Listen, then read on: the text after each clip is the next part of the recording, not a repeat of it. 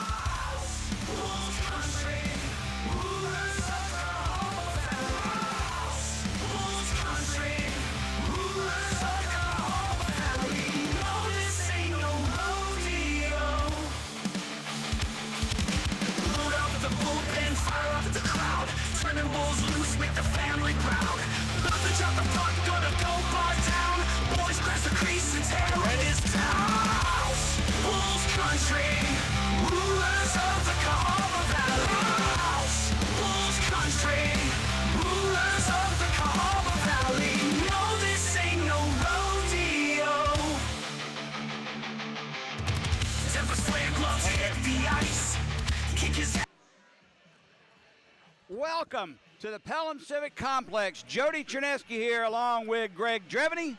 And the old rock band, Greg, Three Dog Night, once said, one is the loneliest number that you will ever do. Well, they were almost right. Turns out the number 0 is really the lonelier number than 1 is. That is how many wins our Birmingham Bulls have at this moment. Birmingham needs to get a win by any means necessary and in the worst of ways. The Bulls have 2 losses by shootout. 3 of the 5 Bulls games have been decided by 1 goal. A 4th was a tight one, at least a tight game until an empty net goal gave the Bulls another close loss. Birmingham has either hit the post or crossbar 9 times in those 5 games. We're so close, but just can't seem to get over that hump. The Bulls have held leads in the second period in all but 1 game. But something happens when this team stops long enough to look at the scoreboard and notices they are leading the hockey game. It's as if everyone on the Bulls squad seems to grip their sticks tighter, get noticeably more tense, and start playing much stiffer, slower, and a big defensive brand of hockey because they just don't want to give up that lead that they worked so hard for. As we talked about so many times, Birmingham has had a huge roster turnover with a core of 12 players that had such a successful run the last 4 years gone. 10 different players are on the roster that weren't even on our playoff roster last year. There are 10 rookies on this roster and 11 if you count Shane Murphy, who's on the IR.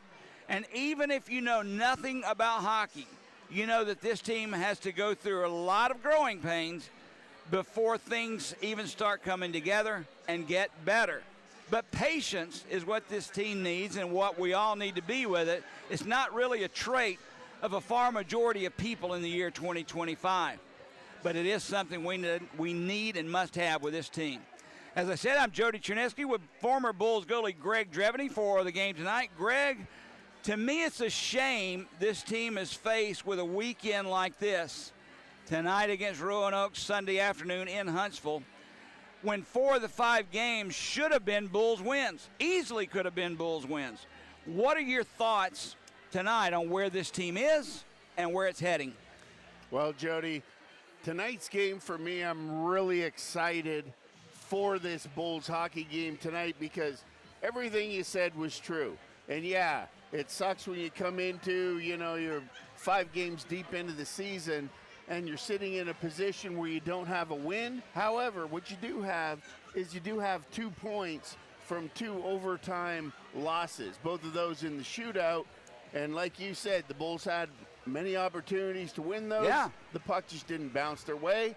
It happens. However, with a win tonight, and that's why this matchup to me is so critical, because the Roanoke Rail Yard Dogs, they have 6 games played, which is 1 more than the Bulls, and they have 2 wins, 4 losses for a total of 4 points.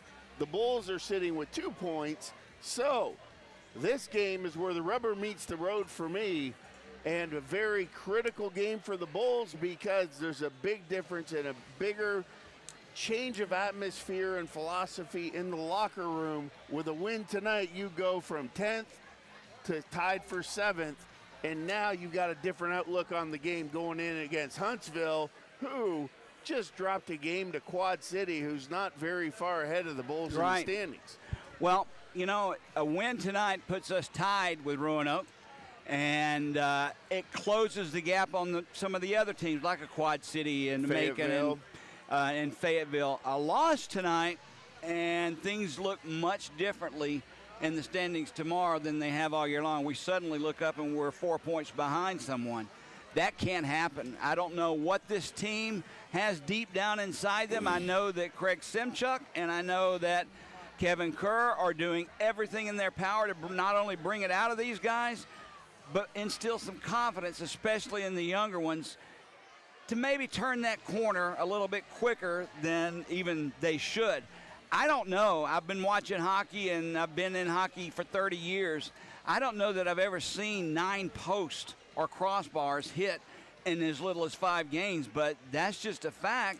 And those posts, a centimeter to the left or right, and all of a sudden you've got 3 or 4 wins instead of losses. Absolutely. So you just keep working with what you have going at the core.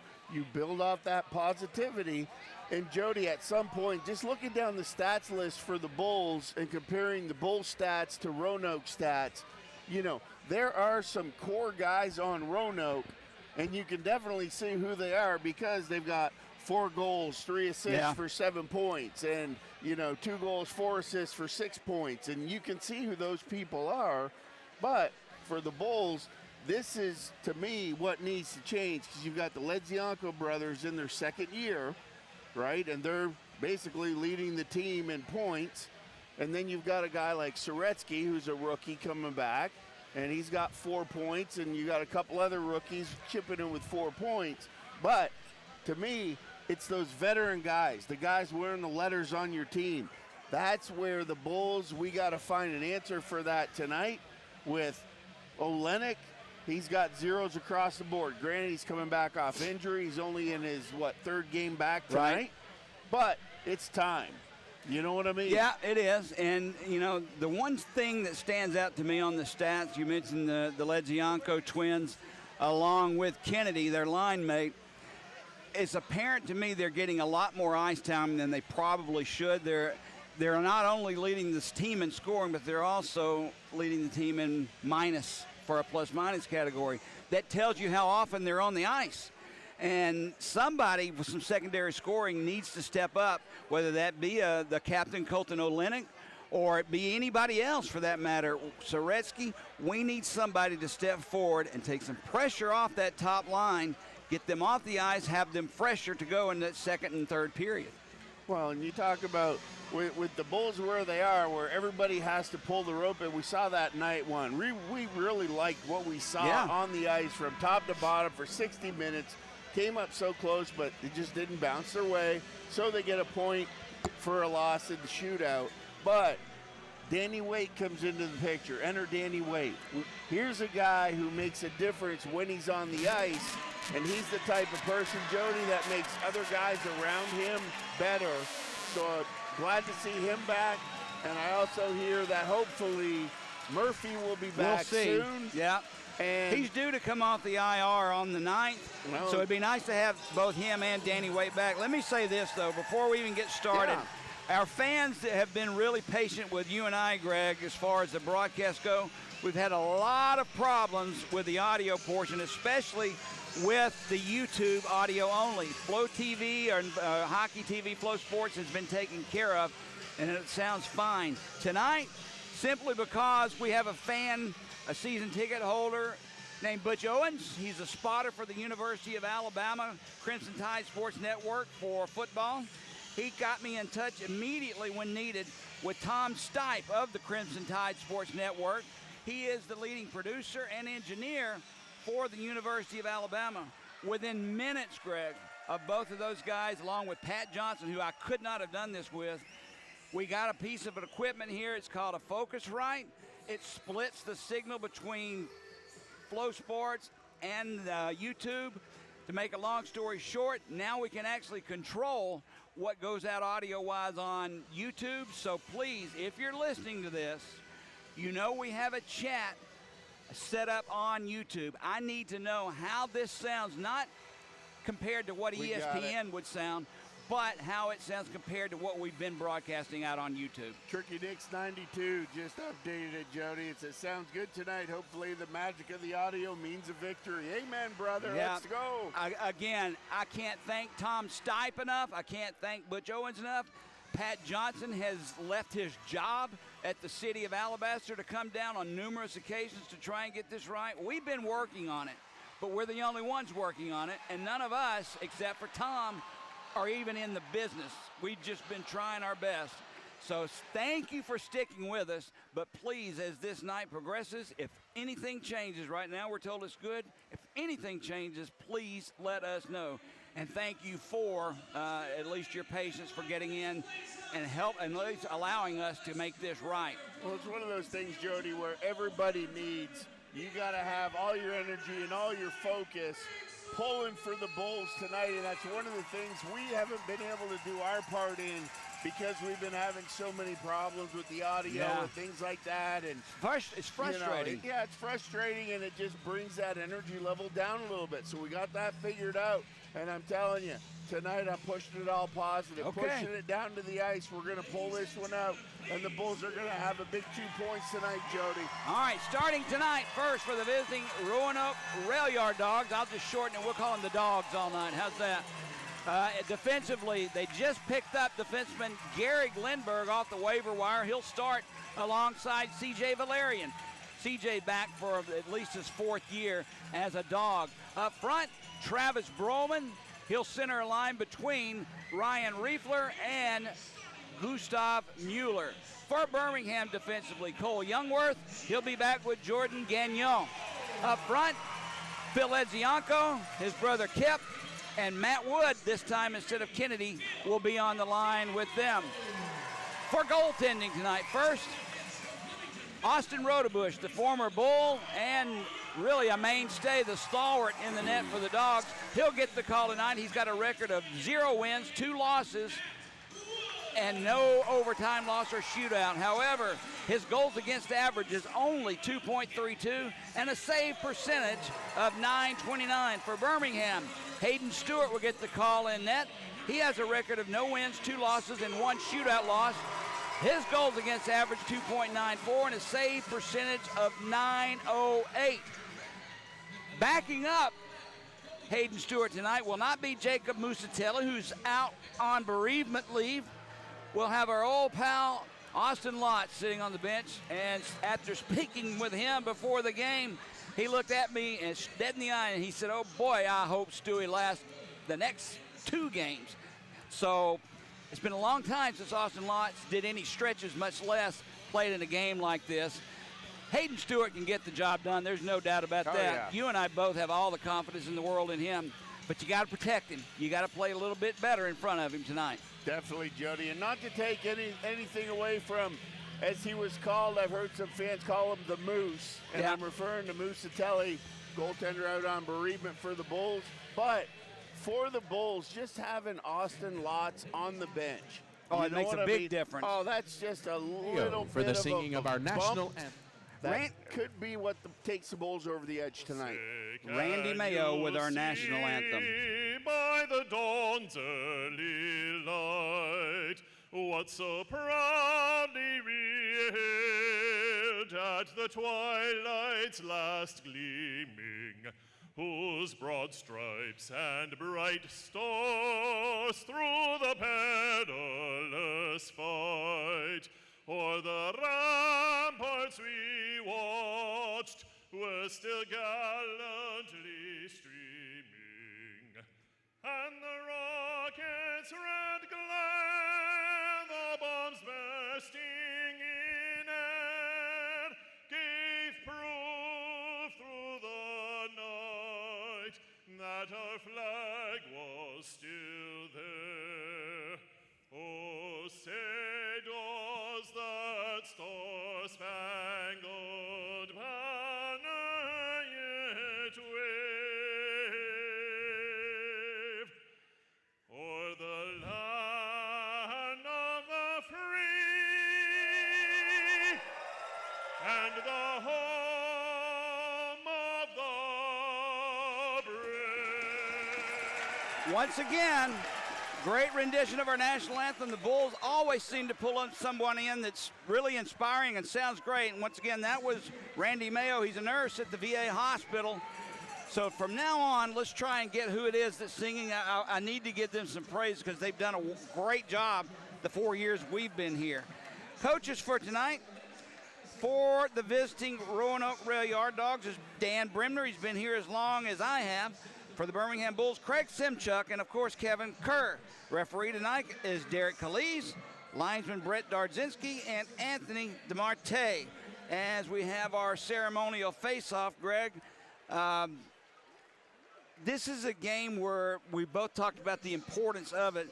How important, though, is that first goal? It doesn't seem like it means a great deal to the Birmingham Bulls, where if you can remember last year, it was incredible how many times we won when we scored first. Well, I think last year that was definitely a stat we were tracking, Jody. Yeah. And you know, in that last game we saw it where the Bulls didn't score first for the first time all year, But what they did do is they rallied back and scored 2 goals to go ahead 2-1. And those goals following up that were just 1 minute and 18 seconds apart. All right, we're about set for face-off. Clock's ringing up 20 minutes. Players are circling the center ice stripe. Little last word of instructions from everybody, and here we go. Phil Ledzianko will take the draw for Birmingham. Travis Broman for the Dawgs. Here we go. Puck is dropped, and we're underway from the Pelham Civic Complex.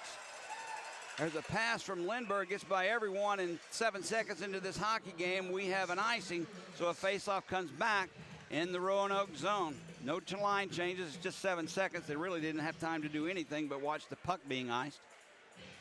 Face-off will be to the right of Rodebush. And with those lights during the national anthem, Jody, it looked like the Bulls, even though their uniforms are black, it looked like they were white. It looked like the Leafs versus the St. Louis Blues there for a minute. Well, Birmingham is wearing all solid white tonight. That was, believe it or not, a creation of yours truly, Jody Chernesky. They actually listened to me once. I don't know if anybody likes it, but I love it. Puck is in the Birmingham zone, chip behind the net for Riefler. Tries to get away from Gagnon, and he'll curl back to the goal line. Riefler back behind the net, sets it up for Mueller. He curls away from Youngworth, still with possession of the puck. Mueller will drop it down behind the net. Broman has it, tied up there by Ledzianko. Puck squirts free for Gagnon. A dangerous pass right through the slot. Luckily, Birmingham was there, and that's Youngworth who banks one off the boards back into the Roanoke zone. Pass through center ice connects with Broman. He tips it in, played by Scott of Birmingham. Colton Olenek now picks the puck up, banks one off the boards into center ice. Taken away by Olenek. Olenek in front!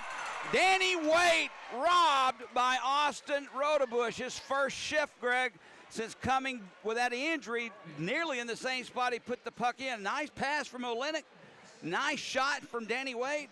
But I don't know if Austin Rodebush tracked it, but he made the save. Well, one of those ones, Jody, right across the front of the goal mouth to Wade, who was streaking in on the back door.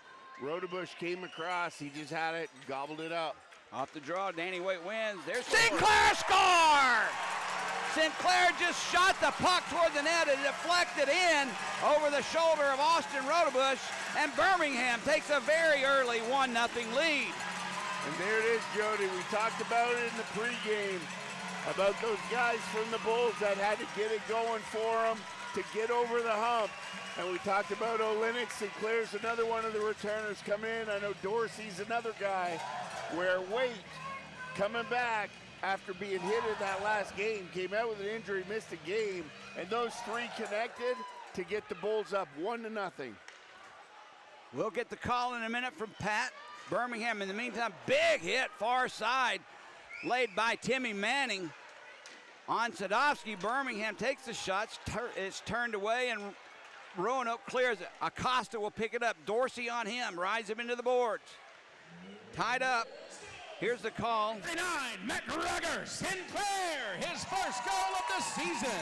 The assist, number 19, Danny Waite, and number 26, Colton Olenek. Goal scored and first Bulls goal scored at 1:15 of the first period. Number 39. All right, 1-0 Birmingham. We just talked about players like McGregor, Sinclair, and Olenek getting in on the board, and it worked. A minute 15 in, Bulls have a 1-0 lead. Puck loose at center ice. It's picked up by Matt O'Day. Far side for Corey Doney. His pass is broken up. Gronick tried to tip it in deep. It's taken away by Doney. He'll bring it in the Bull zone off the stick of Joe Widmar, their leading scorer. Birmingham turns it the other way. Karan tried to set it up in front. Rodebush gives a nice glove right in on Gronick, and turn the other way comes Roanoke down into the Bull zone. Fetchko, a rookie behind the net, sends it near boards for his brother Marcus. Bryce Martin tried to push it in deep, and intercepted by the Bulls' Waite, and sent back into the Roanoke zone. Widmar sends it to Fetchko. Trey Fetchko tried to walk out in front. Nice play by Stewart. He poked it aside. Loose puck now near side of the Bulls' net. Gagnon, look out. He had it tipped almost in front of the net. Birmingham turns it the other way. There's a shot by Ledzianko right in the slot. Save, rebound loose. His brother Kip had it. There's Ledzianko again. His shot just behind the net. Birmingham doing some good work in the offensive zone. Nice forechecking. Roanoke tips it out. And Birmingham will re-go. 16:39 to go. First period. Bulls up by 1. Rodebush behind his net. Backhands one around the glass. Near side. Gets caught up there. Played by Broman. Kip Ledzianko on him. He'll just drop it off. And Ryan Riefler has it. He'll skate through center ice. Long pass ahead. Off the mark. Looking for Mueller. Played now at the line. That's Broman. Sends one in front. Goes behind everyone behind the net. And Doug Scott will backhand one off the boards. Funny hop comes right to the Roanoke rail yard Dogs. Kept in the bull zone. Doug Scott has it. Pressured there, so he smartly just backhands one the length of the ice. And icing will be called on the Bulls. And you saw it there, Jody. Very interesting tactic by the rail yard Dogs. If you notice, number 38, Mueller, okay, so we'll call him the Mule. So Mueller, he's hanging off back there. The Bulls defense have possession of the puck, and he's standing back there by Hayden Stewart, hoping that there's an interception so he can be all alone in front of Stewart. Well, they've done their homework on the Bulls because sometimes that happens. Roanoke with possession of the puck sends it into the near corner. Marcus Fetchko behind the net for Widmar. Widmar had O'Day, couldn't set him up. It comes near side, picked up by the Dogs. Now nice play by Phil Ledzianko, ties up Widmar. His puck is loose. Widmar has control of it, but he's fighting. Phil Ledzianko as well gives him a shot. Puck comes free, played by the Dogs. Out at the point, there's a shot by Fetchko. Save made through traffic as Hayden Stewart saw it, bobbled it somewhat, but squeezed it with that mitt, and a faceoff will come up in the Birmingham zone. Well, that's what I like from Hayden Stewart, Jody. That's his second strong play with composure of the night. The first one, when Roanoke had the puck behind the goal line, they're going for the walkout in front. He threw that stick down there with the big broadside poke check, and right there, that one bounced up off his shoulder. He just followed it like a foul ball and caught it right in the big mitt. Sinclair wins the draw for the Bulls, gets it back for Sadovsky. Shipped to center ice. Wade has it. Nice pass ahead for Sinclair. Rodebush out of his net, pokes it away from McGregor. Loose puck, Bulls keep it alive. There's a shot taken from the far side, just tipped wide. Danny Waite tries to keep it in. Sends it right onto the stick, though, of Corey Doney, and he'll send it back out. Jamie Dorsey now in the corner, ahead to Froloff. Through center ice, taken away by Harley. He took it from Kennedy and has played far side where it's picked up by Sadovsky of the Bulls. Sadovsky sends it into the near corner. Going in after it was Kennedy. Froloff as well, loose through the slot. There's a shot taken. Save made by Rodebush. Off the stick of Sereski. Now Riefler has it. Tried to send one in front for Mueller. Blocked by the Bulls defense of Gagnon. In the corner. Out for Riefler, a shot. You heard the stick. I don't think that was a stick save, but it did hit the shaft of this stick. And Hayden Stewart once again comes up with a save for the Bulls. It was, Jody, and that's one thing the Bulls are going to have to be careful of down low. Down low, it's man on man. That means your centerman in the 2D. You've got your responsibility as the 3 Roanoke forwards. The wingers take care of the high guys. And you saw the 2 Bulls get turned around, both of them chasing the puck. And that opened up a little give and go from down low to up top for a good scoring opportunity on Hayden Stewart. And hey, Hayden made the save there and was in position, but going wide, but it still caught that.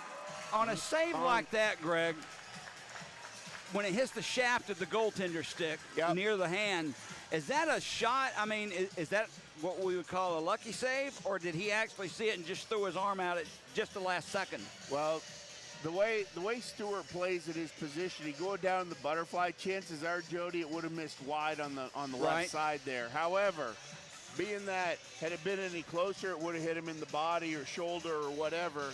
Nonetheless, your shaft of your stick's just like a post. You could tell by the sound it makes. It's different sound. Is it going up and away, or is it coming in? and coming in is not what we need right now. Off the draw, puck comes right in to Hayden Stewart. Off the post, he just covers it up, and we'll do it again. A little pushing and shoving there from Gustav Mueller and Parker Soretsky. Soretsky playing with the bubble face mask, so I don't think Mueller's going to have any pushing or shoving that results in punches. Off the draw, chip back out for Lindberger's shot, steered aside by Stewart. Mueller has it, plays it down low for Riefler. Far boards, gets past Garrick Lindberg, back into center ice, and back to pick it up is C.J. Valerian. Sets it up for Riefler, who chips it in. Youngworth giving chase. He catches up with the puck first, sends it around the boards. Broman whips it right back around, and it's played there by Lindberg. Back behind the Bulls net, gets past everyone, near side. Lindberg is there, he's out of position defensively. Birmingham comes away with the puck. Soretsky backhands one over for Gagnon. Frolov is with him. Gagnon gets it around one. He had to wrap. He had Rodebush beat but couldn't get the shot off. He had Fetchko beat defensively but just could not get the shot off. Played behind the net by Broman. He'll chip it aside for Widmar through center ice. Bulls intercept. Doug Scott with the puck. Played back into the Dawgs zone. Roanoke giving chase. Lindberg catches up with it first. Widmar has it. He sends it back for Valerian and played now by Lindberg behind his own net. He'll wait for a few changes. Matt O'Day defensively comes out to help. Banks went off the boards into center ice looking for Widmar, broken up by the Bulls and played in the Roanoke zone by the Dawgs. They lose it. Playing keep away now. The big hit there on Gronick by Lindberg. Puck comes free. That started with the shift from Valerian there, Jody. 27. He had 3 or 4 hits on his shift. And then you notice Roanoke coming out, played a little bit more physical style in the last minute or so. Played far side. Fetchko has it. Trey Fetchko drops it to Widmar. Sadovsky on him. Waite comes in to try and poke the puck free, far corner. Waite wins it, sends it around near side where it's played by Sinclair and out. Olenek fighting along with Andrew Stacy for the puck, comes free from both guys. Sent around the near boards and out. Christian Acosta has it. He's taking a stick there by Sinclair, still manages to get the pass off. Birmingham takes it away. Played along the far boards. Bulls in possession for the moment, chips it ahead. Sinclair backhands one away from Doney, and as the Bulls change lines, back the other way comes Timmy Manning. Gives it up to Matt Dorsey as Manning goes down on the play. Played far side, Acosta. Drops it down low, chipped out by the Bulls. Acosta lost his edge. Birmingham's Matt Wood could not catch up with the puck, though. It's taken by Martin, who gives it to Acosta. Off the boards into center ice. Kip Ledzianko hit the lines with the puck and couldn't get it in deep. It's played there by the Dawgs, Corey Doney. He sends it near side for Martin, takes a hit there from Kip Ledzianko. Both those brothers are playing a much more physical brand of hockey this year. Matt Wood now with the puck just outside the Dog blue line, sends it in. Played by Valerian. Kip Ledzianko on him. Mueller now, big hit there by Kip Ledzianko. Puck squirts free from everyone, picked up by Valerian. He'll just try and move it out. Broman had it, lost it. Kip Ledzianko fighting for control. It comes to Gagnon. Gagnon tried a centering pass. Valerian down on his body, blocks that shot, or blocks the pass. Now it's played behind the net. Soretsky couldn't control it. Puck comes free for the Dawgs, and here comes Valerian with the puck. Sets it up far side, connects with Broman. Broman couldn't get the shot off. Youngworth played it nice. Loose puck, far face-off circle. That's Broman, or excuse me, that was Riefler, couldn't get the shot off. Now Broman has it. He chips it behind the Bulls' net. Centering pass, look out, no one there. Luckily, Birmingham chips it aside, and Frolov gets it ahead to Soretsky, tips it in. Out of his net, Rodebush plays it ahead, gets past Doug Scott. He gains control of it, sends it up for Phil Ledzianko. It bounced off his stick, and Birmingham will regroup. C.J. Valerian gets it ahead for Widmar. He lost it. He has to come back out, or it would have been offside. Real quickly back in by Marcus Fetchko, taken away by Scott. He comes behind his own net, plays one around the boards and out. Giving chase for Birmingham. Picked up, nice play by Karan. He beats everyone to the puck. Philippe Karan back to Sadowski, takes a shot. Save made by Rodebush. Nice shot by Sadowski, but it's right into the midsection of Rodebush, and that's an easy save for him. Definitely, and you can see the Bulls, Jody. They've got their foot on the accelerator tonight coming out. And you mentioned the Ledziankos. And Jody, it's one of those things where those guys are so quick they can get themselves in such good positioning. And you know what? Hockey is a much funner game when you're the guys dishing out the hits as opposed to last year. You know, rookies in the league, they're a little bit tentative, and it seemed like they were getting hit a lot more, where this game, especially tonight, you're noticing them throwing their bodies around everywhere, and that's just a beautiful thing to see.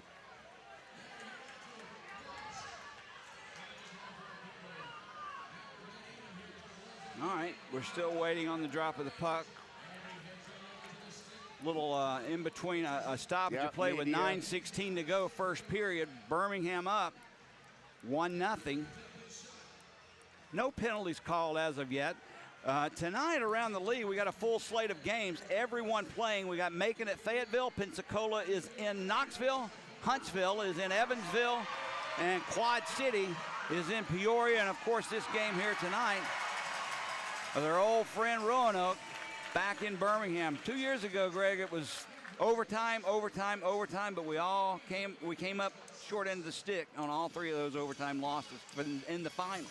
Well, Jody, and as you talked about those other games, and it's crazy that we're sitting here, you know, glued to the computer screen, checking out everybody as the games update here on SPHL.com and Flow Sports. But one that's of interest, Jody, Evansville up on Huntsville 2-0 with 8 minutes to go in the first period. That game will change real quickly. Huntsville's a very good hockey team. Game's in Evansville, though. Yeah, and that will be Birmingham's opponent Sunday afternoon, 5 p.m. in Huntsville. Now, you and I won't be there, but you can still listen to it. Just go to the Huntsville website, I suppose, if you're not watching it on Hockey TV. There's a right in front, Karan shot, save made, rebound loose. Sadowski shot, save again by Rodebush. O'Day with the puck behind his own net. They had to navigate it around a broken stick, far side, up in the air, puck drops. Karan had a shot at it, but taken by the Dawgs, and they'll set things up, try to regroup. Widmar gets it ahead for Fetchko. Birmingham takes the puck away. Played far side by Sadowski, who brings one or just hammers it in. Comes around near side. Danny Wade is there, but it's chipped over his stick, and back come the Dawgs. Fetchko, far side, backhands one in. Gagnon picks it up for the Bulls. Played just past Danny Wade, and the Dawgs have it. Bryce Martin gets it ahead for Boyson. Here we go. Here's the other way. Danny Wade has a shot. Rodebush out of his net, beats him to the puck. And it's played by the Bulls at center ice. I just had flashbacks there, Jody. I think if that had been just about anybody else other than Danny Wade, there would have been a mid-ice collision. Played far side by Harley, taken away by Gagnon. Gagnon circles behind his own net, holds on to the puck, and again, Greg, slow pass right through the crease. You can't, that just drives me crazy. North and south, Jody. Stick to the basics. Danny Wade drops it back for Youngworth, near side for Gagnon.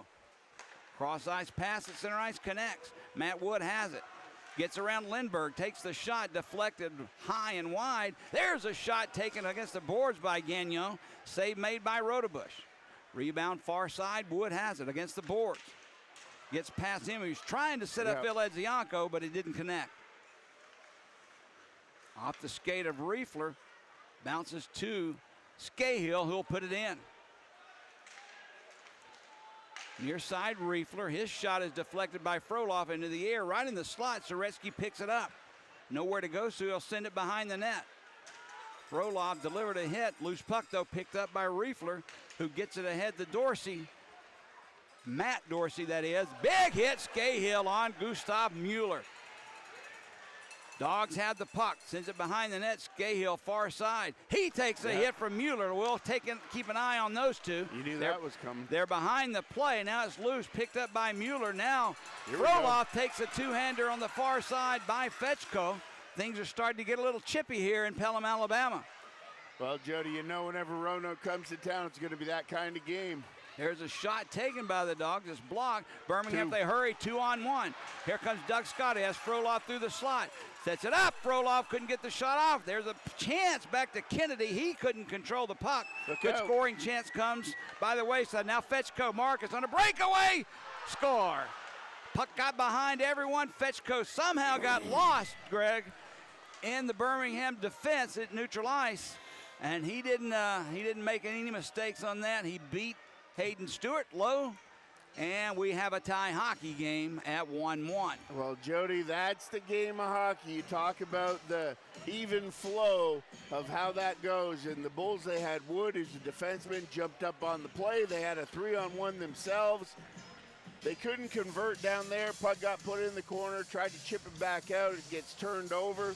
Quick transition, and he came off the bench. Late guy streaking out off the bench, ends up a breakaway. Stewie almost had that one. I thought he did for a second. Here's the call. 48, Marcus Fetchko. The assist, number 15, Matt O'Day. And number 28, Travis Broman. So Broman and O'Day on the assist. 1-1 hockey game. Puck in the Bull zone. In front, save made. Rebound, pass behind the net. Fetchko has it. Penalty coming up on the Bulls. In front, a deflection by Marcus Fetchko, looking for a second. Goes into the netting. Now he and Stewart having what really does look like to be a friendly conversation as they both interact with each other and skate away. Birmingham will go on the penalty kill for the first time tonight. For Roanoke, they are about middle of the pack, 6 in the league on the power play. 4 power play goals on 22 attempts. Birmingham's penalty killing, leaving a little bit to be desired. 3 power play goals against in 9 opportunities. So we really need to see this. Here's the call. Caron, 2 minutes for slashing. Number 18, Philippe Caron, 2 minutes for the... So he gets the slashing call. We're back underway. Matt O'Day on the power play for Roanoke in the Bull zone has it. Leaves it for Widmar, their leading scorer. Widmar, mid-half wall, has the puck. Top of the face-off circle. Centered one for Broman. Tied up there by Danny Waite. Nice play to get it, but he couldn't get the puck out. Widmar back at the point for O'Day. Plays it far side for Trey Fetchko. Curls away from Gagnon. Drop for O'Day.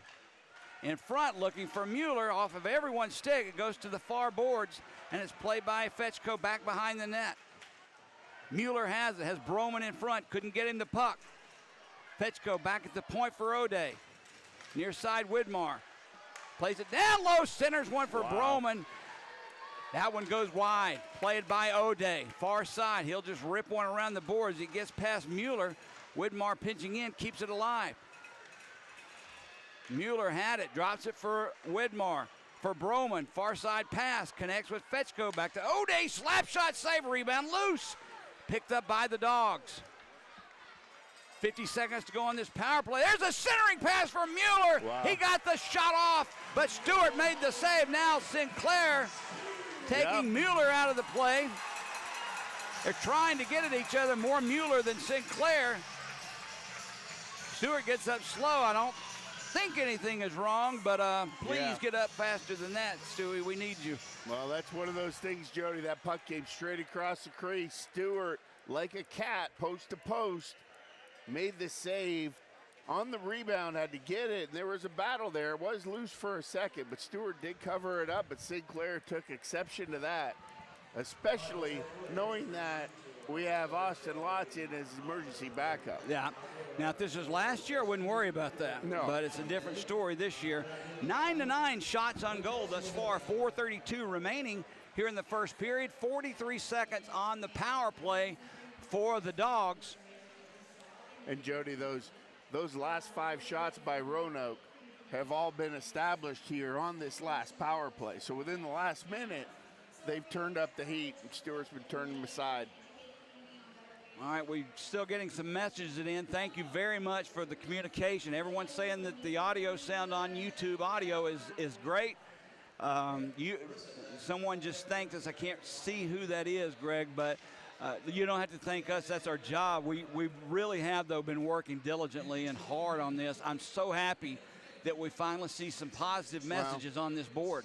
Jody, we're not experts, but you know what? We have expectations. Well, we worked at it. Well, that's it. You know, we don't want to have a crappy broadcast, crappy feed, and we got to figure it out. So great job on that, pulling the pieces together. Riefler on the draw, sends it for Valerian, return to Ryan Riefler, plays it down low, Widmar. Back at the point, Valerian, cross-eyes pass. Back to Valerian. Near side, Riefler, top of the face-off circle, brings it down low, centers one out. That was Widmar on the reception. He loses control of the puck. It's loose, played along the near half wall. Harley catches up with it first, and that puck escapes the blue line. Valerian tried to keep it alive for the Dogs, and he's kind of arguing about it, but nonetheless, the whistle blows, and offside is called on the Dogs with 13 seconds of power play time remaining. 4:02 to go in the period, score tied at 1. Well, and that's one of those things, Jody, where since Roanoke has scored, and granted the Bulls have been on the penalty kill, but we need to get back to 5-on-5 and get buzzing again, because they look like hornets there in the first 15 Sadowski minutes. off the draw, sends one in deep, played by Rodebush. He'll drop it back. 5 seconds of power play time remaining as Bryce Martin skates away for Roanoke. Bulls back at full strength, back on the ice at 5-on-5 hockey. Karan steps back on. Birmingham has possession. Soretsky gets past one, but he can't get past Boyson, so he'll just chip it into the Roanoke zone and send it right back out. Doney gets it ahead for Acosta. He takes a hit far side by Sadowski, played near in the corner in the Bull zone by Boyson. Boyson drops it for Kennedy. Now it's loose, comes right out towards Stewart, turned aside by Sadowski. Acosta plays the loose puck, turns and sends one in. Blocker save made by Stewart. Now Stacy into the wall, takes his man out. Roanoke comes out with the puck. Shot from the top of the circle, save made. Rebound loose, still loose in front of Stewart.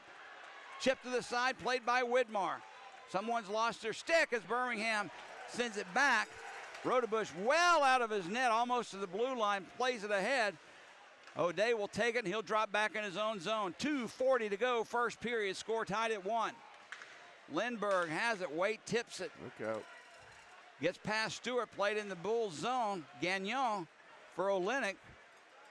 Olenek drops it down low. It's taken aside by Roanoke, but they lose the puck. Waite has it.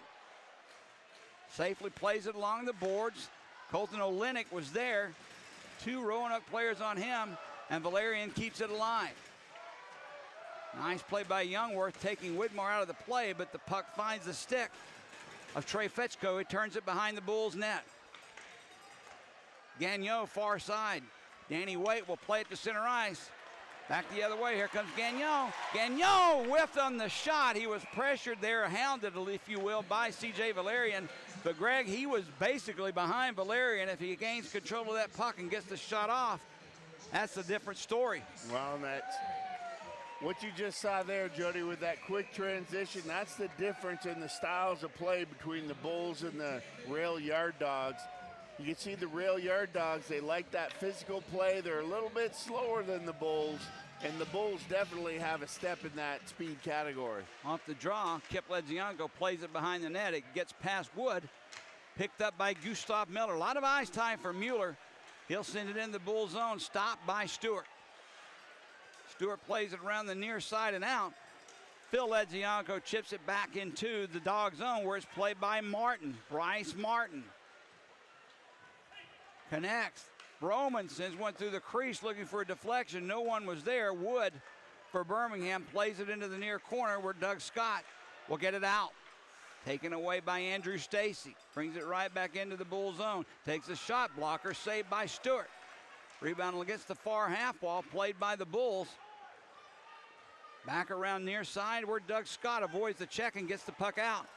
He tried to set it up for Phil Ledzianko. Something's wrong with his skate. Yeah, he just had a face plant into the sidewall. Back the other way, Matt O'Day. We're under a minute to go here in the first period. O'Day brings it into the Bull zone. Played off the boards back at the blue line. Lindbergh has it. Cross-ice pass for O'Day. Bounces off his stick. Kennedy ties him up in the boards. Now going down on the play, no call, as Sadowski took his man out of the play. Puck still tied up in that scrum. O'Day along with Kennedy and Sadowski trying to do something with the puck. It finally comes free. O'Day Good play. gives it near side, or far side. That's Widmar. We're down to 20 seconds to go. Widmar curls away from Jamie Dorsey once but twice. Back at the blue line, Harley, he takes the shot. Deflected wide. Lindbergh picks it up behind the Bulls net. He'll go. Kennedy ties him up. We're under 10 seconds to go. Now we got a penalty coming up on the Bulls. I'm sure it's either going to be A, interference, or B, holding. But with 4.7 seconds remaining in this period, Birmingham will send another man to the penalty box, and this one is Kennedy. It'll be for the hold. Yeah, it's tough to take there, Jody. I thought it was a really good battle by Kennedy. Yeah, they were both battling for the puck. You're right. And then it just one of those things where it had to be right in front of the referee, and it just lasted a couple seconds too long. With 4.7 seconds remaining, Rodebush is still in the net. Sometimes coaches will pull that goaltender in favor of another man, but no. It's usually with 2 or 3 seconds, 3 not 4. seconds. That's right. It's got to be under 3 seconds, Jody. 4.5. There's enough I've seen it work. Oh, yeah. But I've also seen it backfire on you, too, with too much. Now, Broman has the puck, brings it in, shot, save made, rebound loose.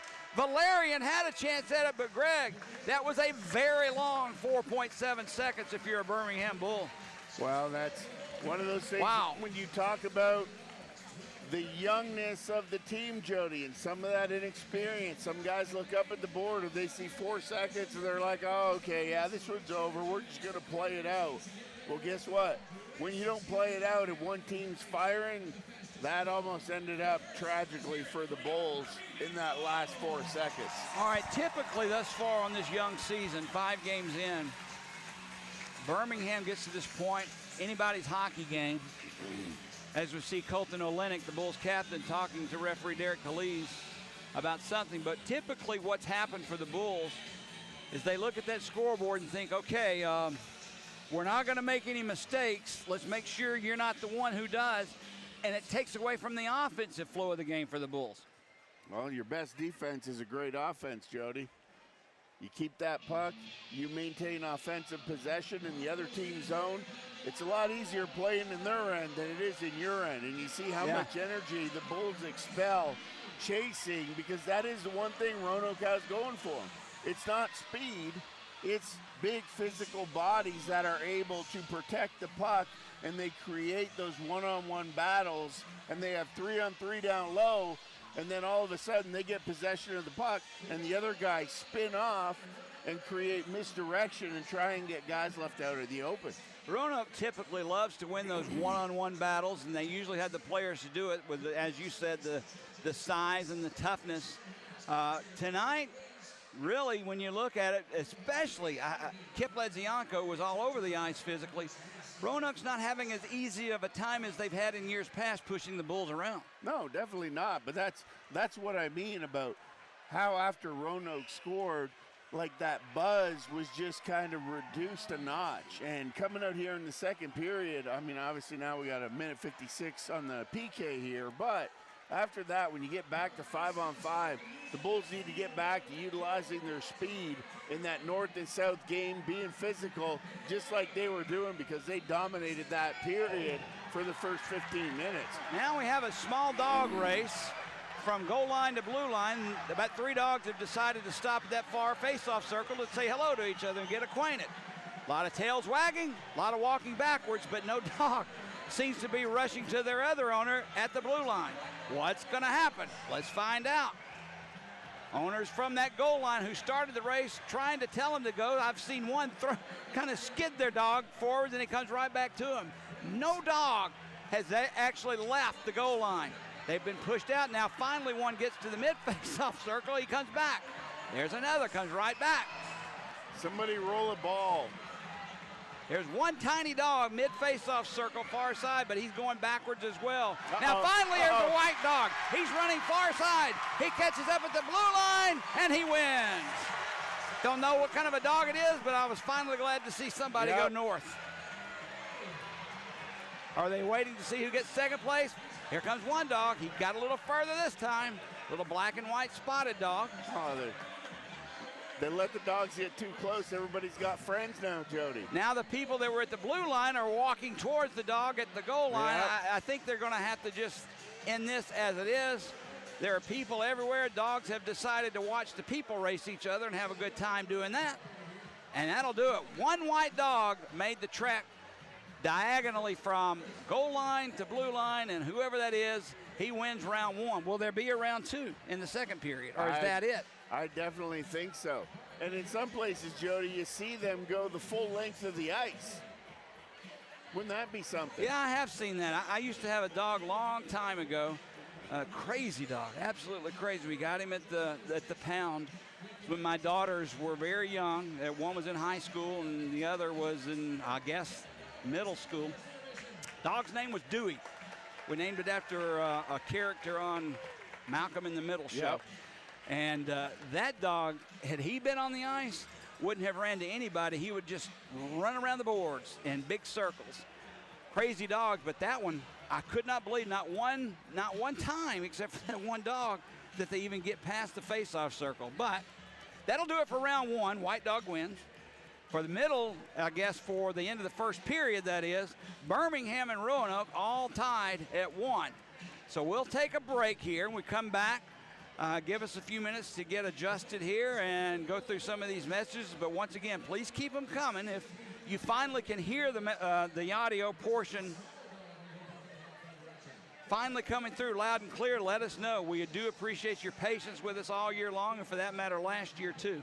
We'll try to keep it up. Score at the end of one period of play, Birmingham 1, Roanoke 1. This is Birmingham Bulls hockey.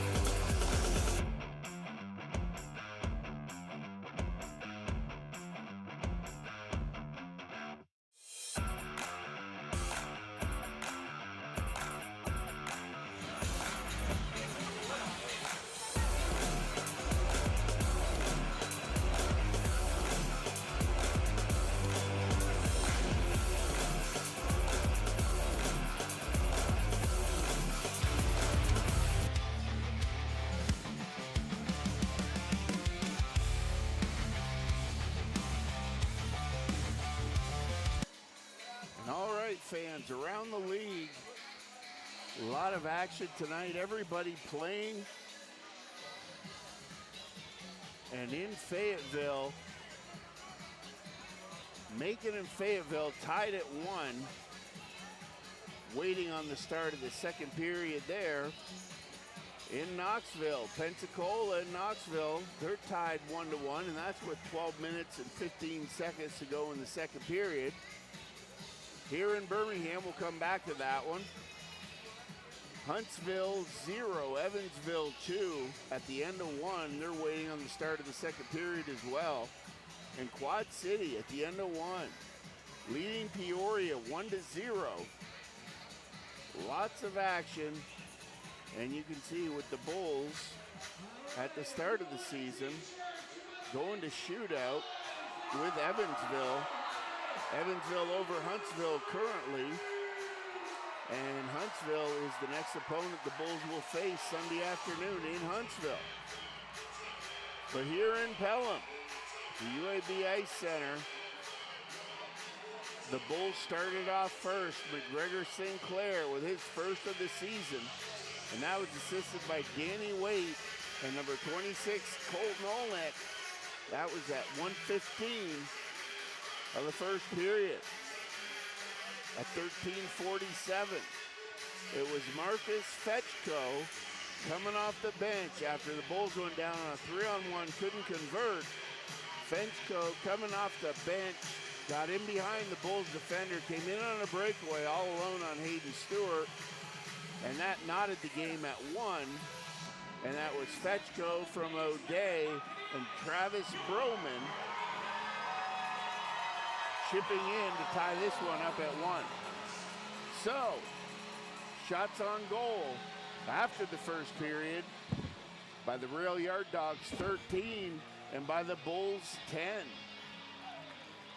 We've got about a minute and 30 seconds to go. The teams are back on the ice, getting their little skate in here.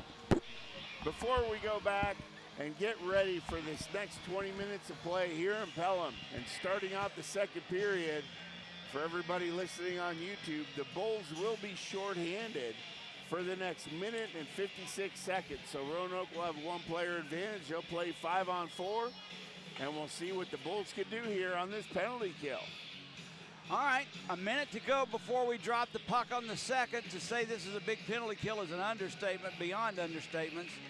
Birmingham doesn't fare well mentally when that dam bursts and they look at the scoreboard and they finally see, okay, now we're losing. We're up in this hockey game. Greg, we've led in 5 of the 6 hockey games we played this season, sometimes deep into the second period. But you just can't get behind the 8 ball with this team. They just do not like playing from behind. Well, it's one of those things, Jody. It's like a Rottweiler. You just got to get that taste in your mouth one time, and that's what the Bulls are searching for here. Figuring it out just one time is all they need to do. Yeah. And once they do, I think we can do this. We can do this. Absolutely. I want to say this. My granddaughter and grandson, Charlotte and Carter, didn't make it to the game tonight. I want to say hello to them, and they're coming to spend the night with me. I'm fired up. They're coming to spend the night with me, I believe, Monday night. They're out of school, so we'll have fun there. Charlotte and Carter both listening to the game and watching it, so miss you guys. I'll see you soon, but we're back to action here. Second period about to start. McGregor Sinclair for the Bulls, Joe Widmar for Roanoke. Out on the Bulls penalty kill, it's Sinclair out with Youngworth, Olenek, and Gagnon. Puck sent into the Roanoke zone, taken away by Matt O'Day. He had it poked away from him. It's loose at center ice. Olenek tips it back into his own zone, and Birmingham clears back to center ice. Gustav Mueller walks past one, gets it in deep. He gives chase. Behind the net, 3 Roanoke forecheckers in, chips the puck back along the near side. Sinclair skates away, sets it up far side for Gagnon. Into the zone, takes a shot, skate save made by Rodebush, and it's out of the reach for a rebound. Now the puck is loose. For a second, Roanoke didn't realize it in their own zone. They'll skate away with it now. Gustav Mueller gains that center ice stripe and dumps it in. Far boards it's played. O'Day picks it up. Top of the face-off circle. Widmar has it near side. Back at the blue line is played for Broman. Back to Widmar. Gives it for Trey Fetchko. They're maintaining possession, but no shots as Joe Widmar takes it down deep. Yep, that's okay. Keep him there to the perimeter. Bulls being real aggressive on this kill, Jody. And so far, it's paying off here with just 38 seconds to go. Birmingham sends the puck deep into the Roanoke zone, now bringing it back out. O'Day draws it for Harley. He tried to send one in on net. Blocked by the Bulls defense. Now it's loose along the near half ball, picked up by O'Day. Far side, he'll skate it in. There's a shot save, rebound loose. Wow. I believe the net is off its moorings. It is. That was a huge opportunity there for Roanoke. They got the pass. They somehow kept the puck in the zone. Got a pass far side. A wrister from just inside the blue line. Stewart gave the rebound up. Roanoke could not bury it, and with 19 seconds of power play time remaining, Birmingham and Roanoke will change lines, and they'll try and kill this last 19 seconds off. And that was one of those ones, Jody, you saw it. It was Fetchko again, I believe, coming in off that save from Stewart. The puck went straight up in the air, bluffed it down with his hand, tried to get another shot off, but Stewie made that save as well. Lindbergh gets it up for Riefler, centering pass, a shot deflected nicely, by the way, from Danny Wade into the netting, out of play, and we're down to 11 seconds of power play time remaining for Roanoke. 18:15 to go here in the second period. Score tied at 1. And we talked about that missing piece early in the season about Higgins not being here on the PK. Waite's filling it well. Off the draw, Birmingham's Wood has it. Gets it to Danny Wade at center ice. Drops it back for Dorsey, who will send it off the rear of the referee. Birmingham back at full and even strength as Sadowski will bring it into the Roanoke zone. Takes the shot, gloved by Rodebush.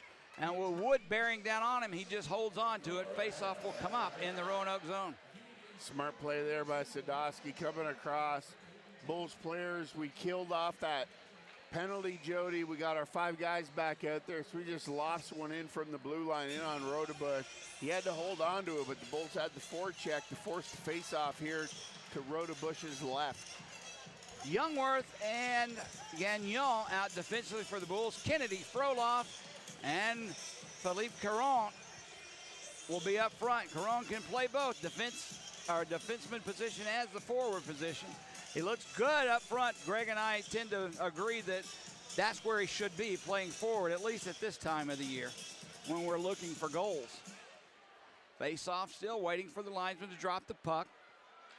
Finally does. Chip back for Youngworth, keeps it in. Takes the shot, deflected by Fetchko. Caron whips one around the near side. Kennedy down low. Now taken down on the play, no call. And Roanoke takes possession of the puck and chips it to center ice. Fetchko had taken Froloff down. Back behind the net of Roanoke. That's Lindbergh, newly picked up right off the waiver wire. You know, Garrick Lindbergh's had a lot of ice time tonight, Greg, to be his first game as a Dog. Absolutely. Now Fetchko tips one at center ice, back into the Bull zone. No icing. Gagnon will play it, send it around far side. Kept alive by Roanoke for the moment. But back comes the Birmingham Bulls the other way. Matt Wood, left wing side, sends it in front, looking for Kennedy. Nice play by I believe that's Gagnon. No, I'm sorry, that is Doney. Made the pass right in front, looking for Fetchko out of his reach. Behind the net, Mueller has it. Gustav Mueller for Doney. Gagnon for Birmingham, lost it. Broman has it. Far face-off circle. Centers one for Mueller, broken up by the Bulls, and Doug Scott sends it away. Tried to set it up for Phil Edzianko, and I mean Scott was taken down hard along the far boards. Now a pass through center ice. Broman connects, gives it up to Mueller, takes the shot, save made. Rebound goes into the corner. Scahill along with Kip Edzianko fighting for it, but Roanoke out in front, wraparound, save made by Stewart. Off the wraparound from Mueller. Now behind the net, Acosta being tied up by the Bulls defense. I believe that's Scahill. Yes, it's Connor Scahill. So a faceoff will come up to the left of Hayden Stewart.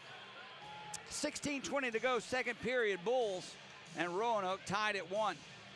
So interesting, Jody. The fans just get so wound up whenever there's any little chance whatsoever of the gloves to come off. they're itching for something Yeah. to happen, Greg. And, you know, Birmingham's typically that, just looking for the rough stuff. But a goal, I believe, would set this building on its edge. Now played along the near half wall, picked up by Sinclair. He takes a hit there from Boyson. Loose puck picked up by the Dawgs. They'll come back into their own zone, set the play up. Nice play by Olenek. Knocked his man off the play, but right there was Lindbergh. Excuse me, that's Dorsey. Matt Dorsey picks the loose puck up and sends it down the ice. Icing will be called. Is back to pick it up is Jamie Dorsey of the Bulls. Not to be confused with Matt Dorsey of Roanoke.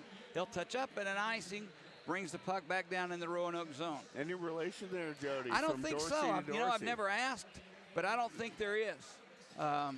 One Matt, one Jamie. I really have never asked. And they don't seem to be interacting with each other, so. We've got the Ledzianko brothers. Yeah. Roanoke has the Fetchko brothers. Right.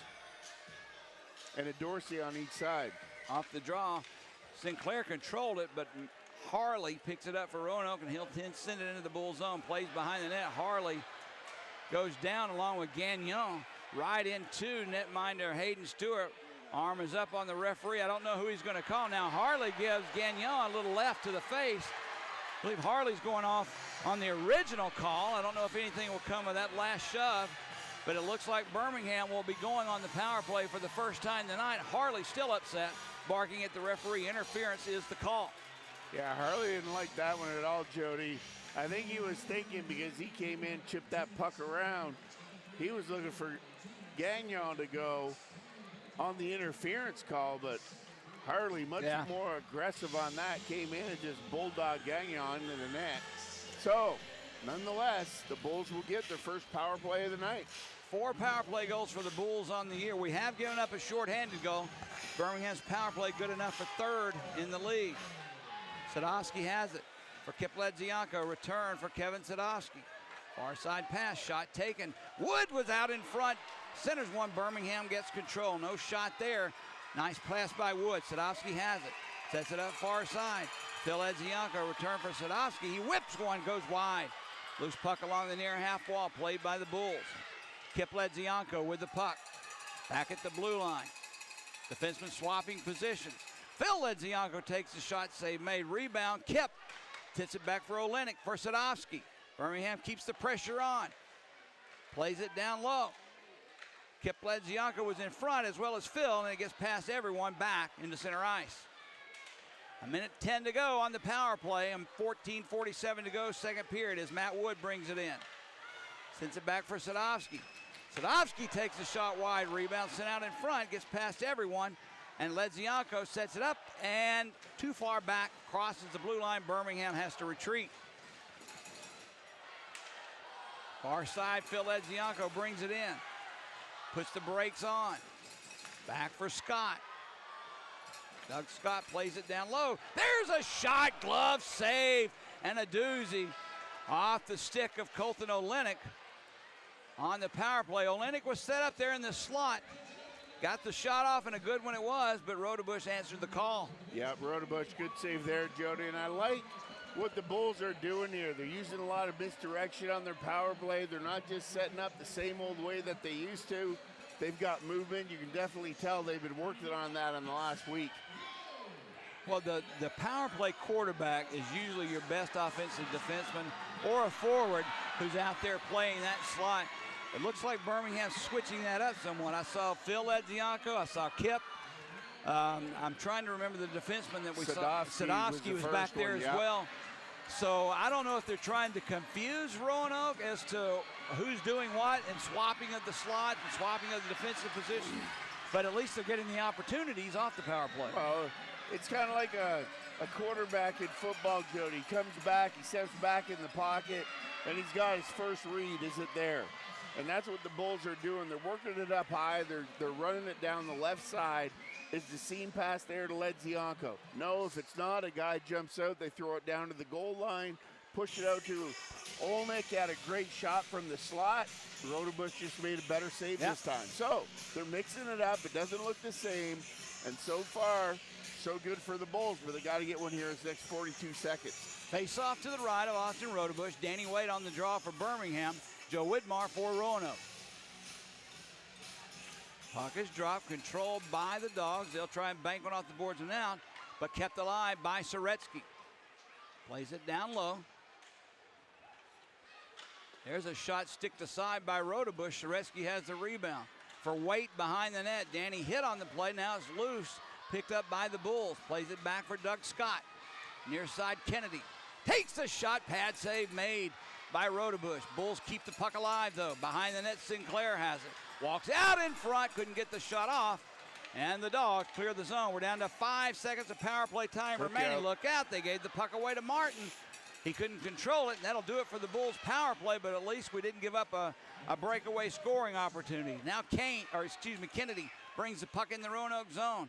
Tried a centering pass, broken up by the defense, and it's picked up far side. Riefler gets it ahead through center ice. Broman has it. Broman gets around one defenseman. Scott catches up with him and knocks the puck behind the net. Takes the scoring chance away. Stacy tried to get it out in front to Riefler, who has it. Back out for Mueller. He gets past him and back into the Roanoke zone. 13 minutes to go here in the second period. Score tied at 1. Gagnon has it behind his own net. He'll wait for some reinforcements and start the play. Jordan Gagnon, long pass up. Gets past everyone. Wood somehow catches up with the puck. Matt Wood has it. Taken away from him. Now it's loose. Kip Ledzianko behind the net. Tried to chip it in front. Couldn't do it. And Roanoke will play it back through center ice. Nice play by Wood. Breaks that pass up. Birmingham with possession. And they'll just dump it deep. Line change for the Bulls. Matt O'Day with the puck. Gets it out for Broman. Broman gets around the defensive. Youngworth takes a shot. Rebound loose. Luckily, now here we go. Gagnon behind the play loses his helmet. C.J. Valerian gave him a one shot. Now C.J. Valerian just gets a shot from behind from Gagnon, and he looks at him like, what did you just do to me? Jody, Valerian's been out there throwing his body around. Yeah. He had his opportunity right there. Both their helmets were off. It was there, and Valerian skated away from it. So don't give me this stuff back when you're going to the bench. Like Gagnon hurt your feelings by giving you a little push on the back saying, hey, buddy. Well, Valerian, he's not a rookie. He's been in this league a long time, and he's been a stalwart defensively for Roanoke for years. Valerian has 11 penalty minutes on the year. That's not a lot, but again, we're very young into this season. 6 games. This is Roanoke's 7th. Face-off outside the Bulls' blue line. Gronick on the draw for the Bulls. Widmar for Roanoke. No one really controls. Birmingham picks that loose puck up and has it. Sadowski gets it past everyone. They'll rule no icing. It was tipped. Now the goaltender plays it off the glass. Back into center ice. Nice hit there by Frolov. Look out. Fetchko with a shot. And a big save there by Hayden Stewart. Holds on now again. Here we go. Sadowski right in front of Hayden Stewart. He's tied up on the play. 4 Bulls in, including Dorsey. He skates away not to get an extra penalty, and I don't think anything's going to come of it, Greg. But tempers are starting to flare. Yeah, you can definitely see that things are picking up in that temperamental department, Jody. And it all kind of breaks out, especially when it's in tight on Hayden Stewart out there around the paint. You can see the Bulls are definitely building a wall in front of him, and they are not letting Roanoke penetrate that wall, or if they do, it's not without a strong push back. 28. Okay. Face off to the right of Hayden Stewart. Kyron Gronick for the Bulls. Joe Widmar for Roanoke. 11:50 to go here in the second. Still tied at 1. Puck is dropped, tied up underneath of everyone. Bulls skate out with the puck somehow. Sadowski, 3-on-2 if he can hurry at center ice. Brings it into the Roanoke zone. Gives it up far side. Frolov with it. Takes the shot. Blocked and deflected into the far wall. He should have shot that a little sooner. Back the other way. Roanoke's Trey Fetchko with it. He sends one blocked by Doug Scott. Goes around far side. 2 players go down. Back the other way come the Bulls.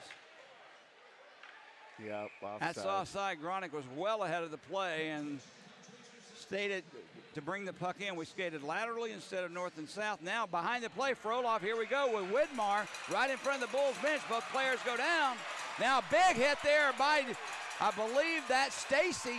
Now behind them, here we go. Two more players right in front. We can't see from the fans in the angle, but now they went in front of the Roanoke bench throwing punches, both of them being tied up. Now we talked about it, the tempers are really starting to flare. Yep.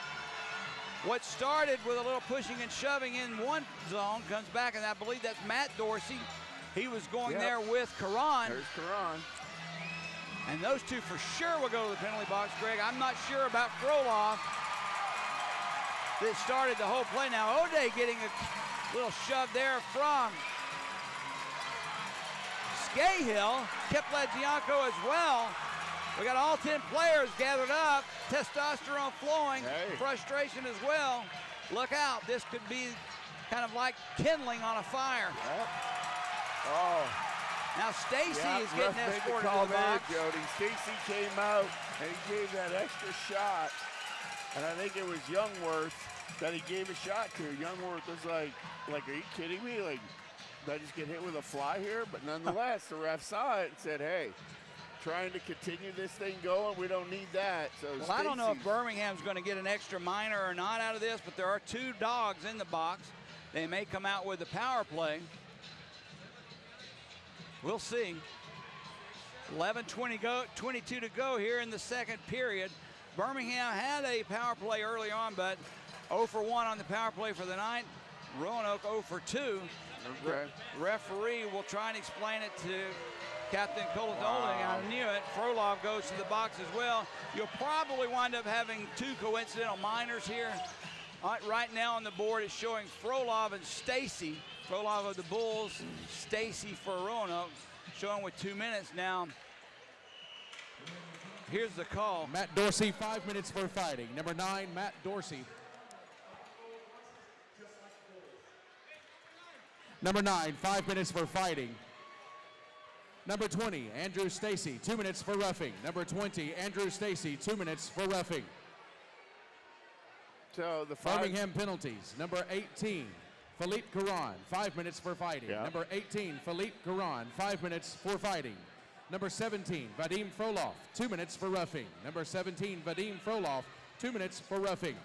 Time of the penalties, Greg, I 8:30. didn't hear any call about a 5-minute major for fighting for Roanoke. I heard two Bulls get 5 minutes. It was Dorsey.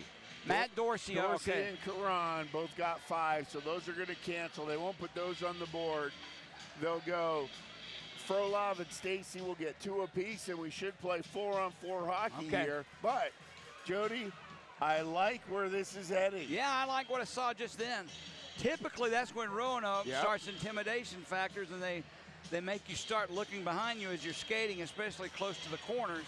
But right now, I see 5 Bulls on the ice, as well as I do 5 Roanoke players, yet there's a coincidental minor showing on the board, Greg. Well, then they might as well just take those deuces off the board, Yeah. Jody.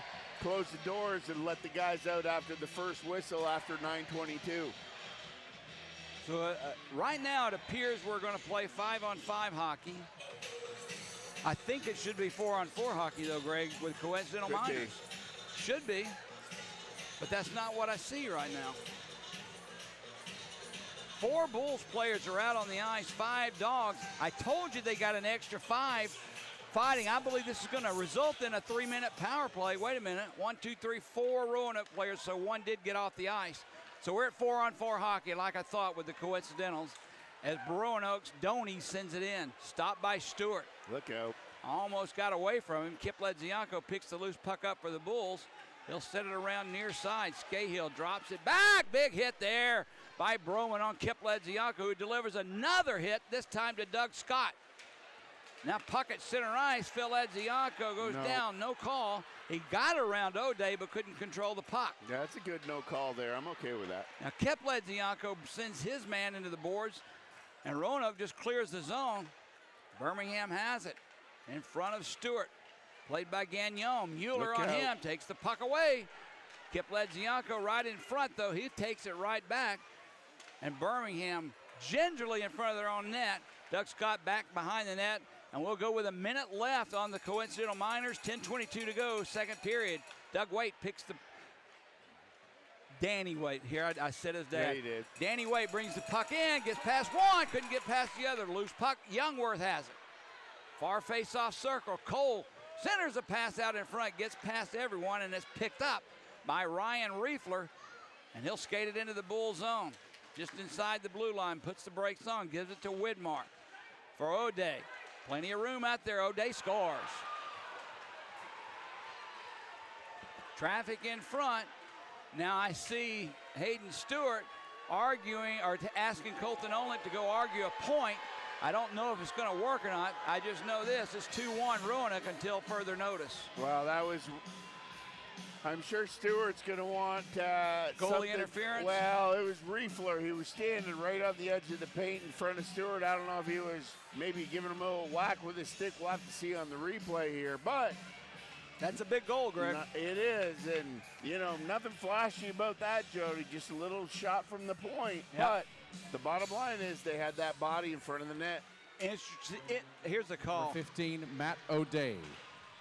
The assist, number 4, Ryan Riefler. And number 8, Joe Widmer. Goal scored at 10:07 of the second period. Number 15, Matt O'Day.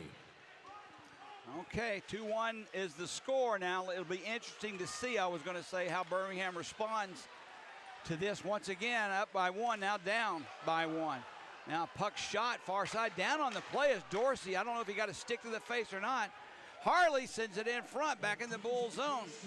We're back at full and even strength at 5. Dorsey for Birmingham. Jamie comes off the ice. Puck played in the Bull zone, far corner, tied up. No one wants to move the puck. Sadowski ties his man up. Boyson has it, lost it. Birmingham skates away through center ice. We need a goal here, real bad, guys. Frolov with the puck, has Sareski with him. Far side for Scott. Gets behind him, but he gets possession of the puck. For Sareski out in front for Frolov, knocked away by Doney. Phil Edzianko finds a loose puck, gets a whipper of a shot. I mean, just a wicked snapshot. Austin Rodebush makes the save. And we're at 2-1 with 8:45 to go here in the second period, Greg. And Jody, Frolov's one of those guys where he looked at his stats from last year when he was in the Fed League. He had more goals than assists, you know, and that's one of those things that I've seen tonight, especially on that one opportunity. They had a 3-on-2, and I like the idea of throwing a little dumper to the right side, looking for somebody there. But to me, the kid's a hard-nosed goal scorer. Shoot the puck. You know what I mean? Right there right. Again, coming down.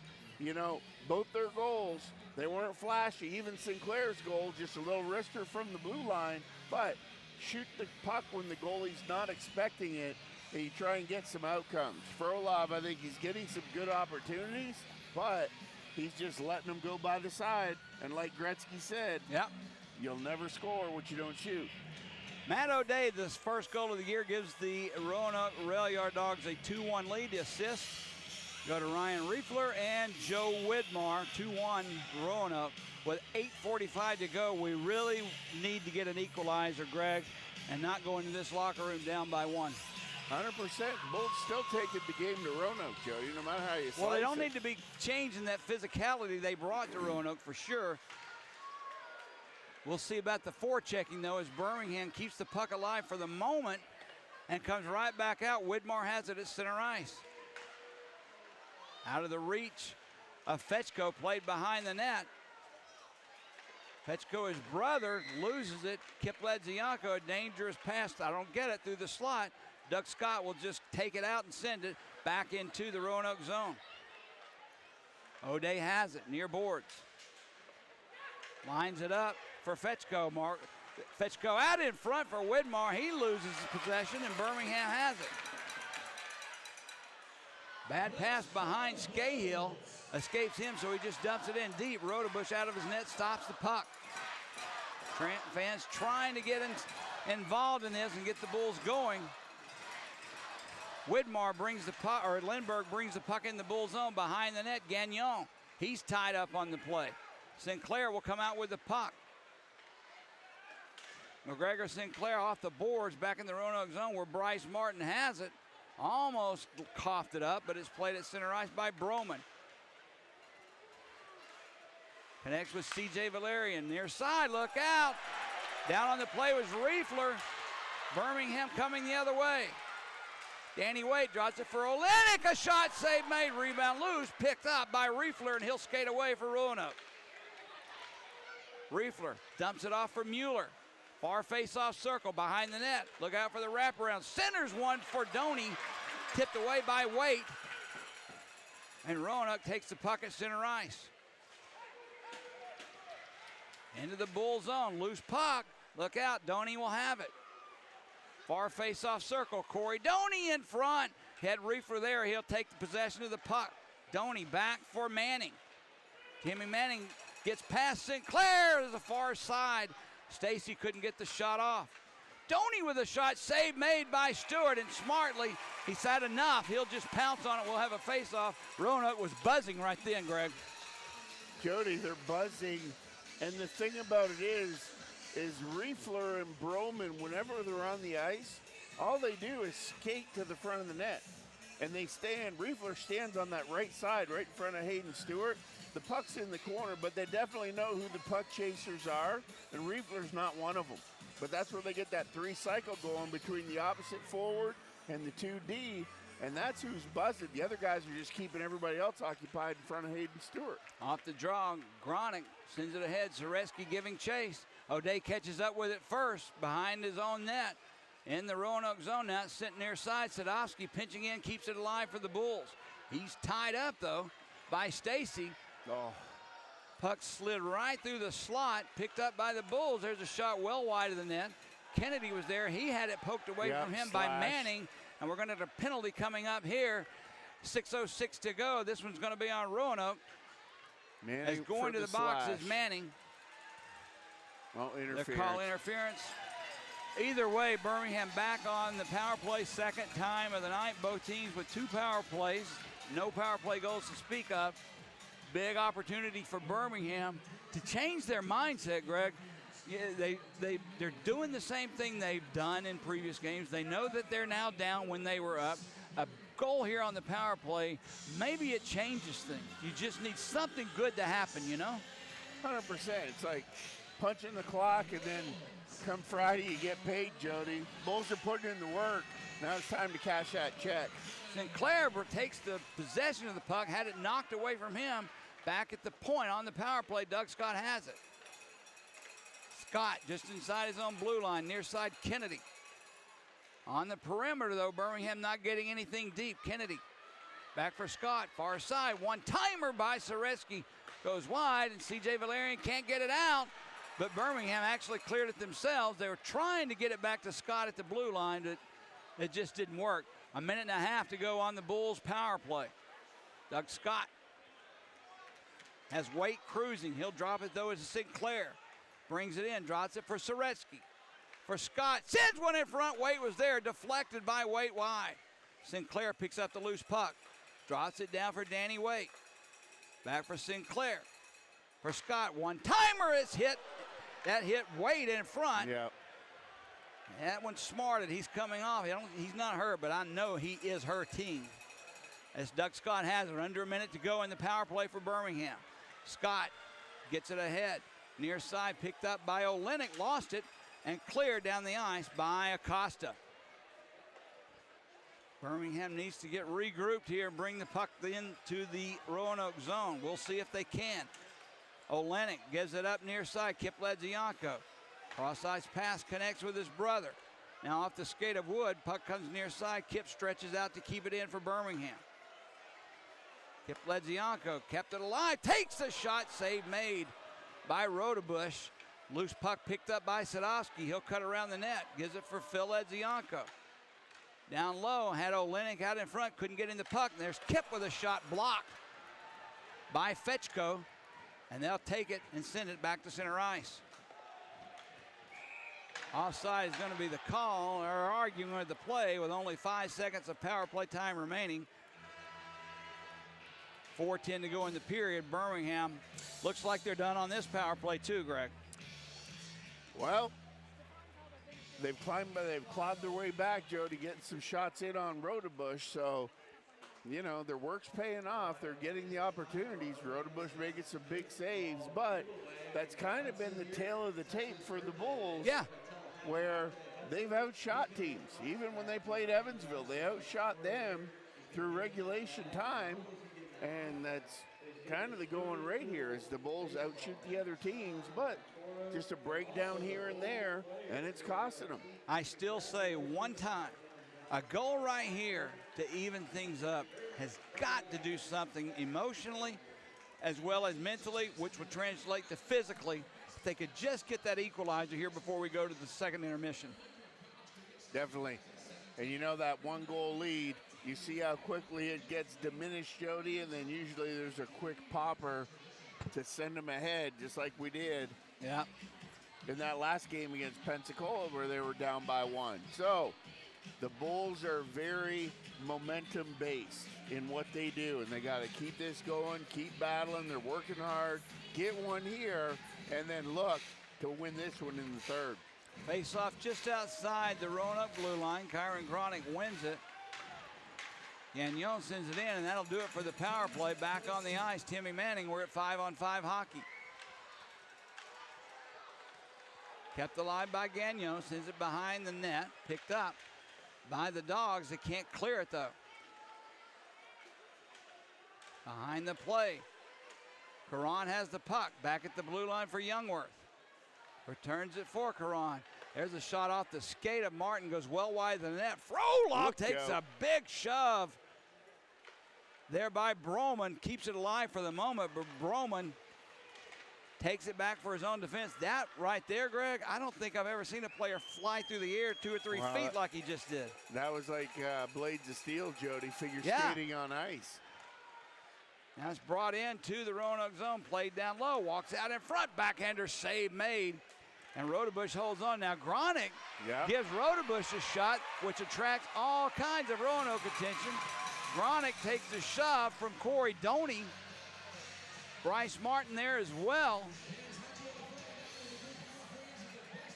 They'll skate away for the time being, but I'm telling you, Greg, this is far from over as far as the physicality, the pushing and shoving, and maybe even fighting is concerned. These two teams are getting after each other. Well, Jody, you got to remember, you're in Birmingham, Alabama, where they had the original UFC #1 when it was bare knuckles and just, you know, in somebody's backyard or in a barn. And that's what the Bulls got to do. They're looking for somebody to open that up for them. Off the play, Wood gets taken down by Stacy. Birmingham with the puck in the Roanoke zone. Phil Edzianko draws it for Scott.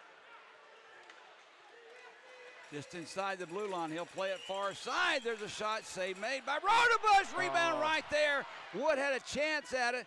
Couldn't get a stick on the puck, and back comes Roanoke. Boyson with the puck. Cross-ice pass connects. O'Day back to Boyson looking in front. Puck is loose. Somehow Hayden Stewart found it and put the big mitt on it.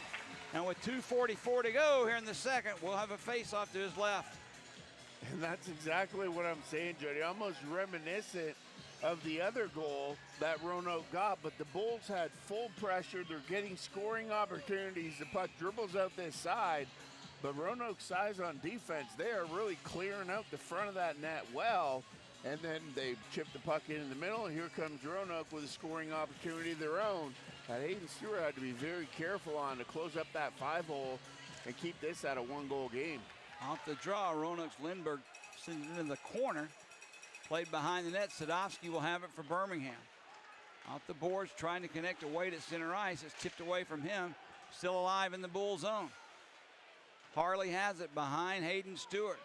He'll skate out far wall. Near side, Lindbergh now has it. Around the boards it goes. Gets past Sinclair and Acosta. Played by the Bull Scott. And Birmingham has it at center ice. Jamie Dorsey sends a soft one in, played behind the net by Lindbergh, who's had a solid game for someone you pick up off the waiver wire. C.J. Valerian for Acosta, who tips it in deep. Birmingham will change lines as well as Roanoke. We're under 2 minutes to go here in the second period. Roanoke up 2-1. Rodebush leaves it for Martin, avoids the check. Gagnon with a shot through the slot, just looking for a deflection. No one there. Roanoke comes away with it, almost connecting on the pass. And icing will be called on Roanoke. I'm telling you, Greg, Ryan Riefler was in behind the Bulls' defense. If he connects, it's a breakaway. He was. Unfortunately, Gagnon was close enough, Jody, that pass had to be a saucer and drop right on Riefler's stick. Fortunately for the Bulls, it didn't. Had too much juice on it, and it ends up going all the way down for an icing. We'll get a face-off here to Rodebush's right. Off the draw, Bulls control. Kennedy wins it. Gagnon takes a big hit from Riefler. Loose puck in the slot. Roanoke just lifts it to center ice. Played back in the Dawgs zone. Near side, Doney had it hop his stick, but he managed to clear it back into the Bull zone. Gagnon picks it up. It did not cross the goal line, so no icing is called. Loose puck in their own zone. Birmingham gets it to center ice and back. To pick it up is Matt O'Day. Nice pass. Connects with Riefler. Look out in front. Broman was cruising. He couldn't get control of it. Now Broman gets it to O'Day. Chipped away from him, and Youngworth has it for Birmingham. For Phil Edzianko. Gets past Stacy. Far circle. Takes a shot. Save made off the pads of Rodebush. We're under a minute to go here in the second period. Big avoidance of a check there by Widmar. Kip Edzianko had him lined up. Just missed. Phil Edzianko now with the puck. Curls away from the defense of Stacy. Sends it down low. His brother Kip takes a shot. Just wound up on the one-timer, and that was deflected out of play. 32 seconds remaining now here in the second period. Birmingham out shooting Roanoke by a margin of 5, 27-22, but trail on the scoreboard 2-1. Well, it's one of those things where the Bulls definitely have the speed through the neutral zone, Jody, and they're coming in. They're getting a lot of their shots, but from the perimeter without much traffic in front of Rodebush.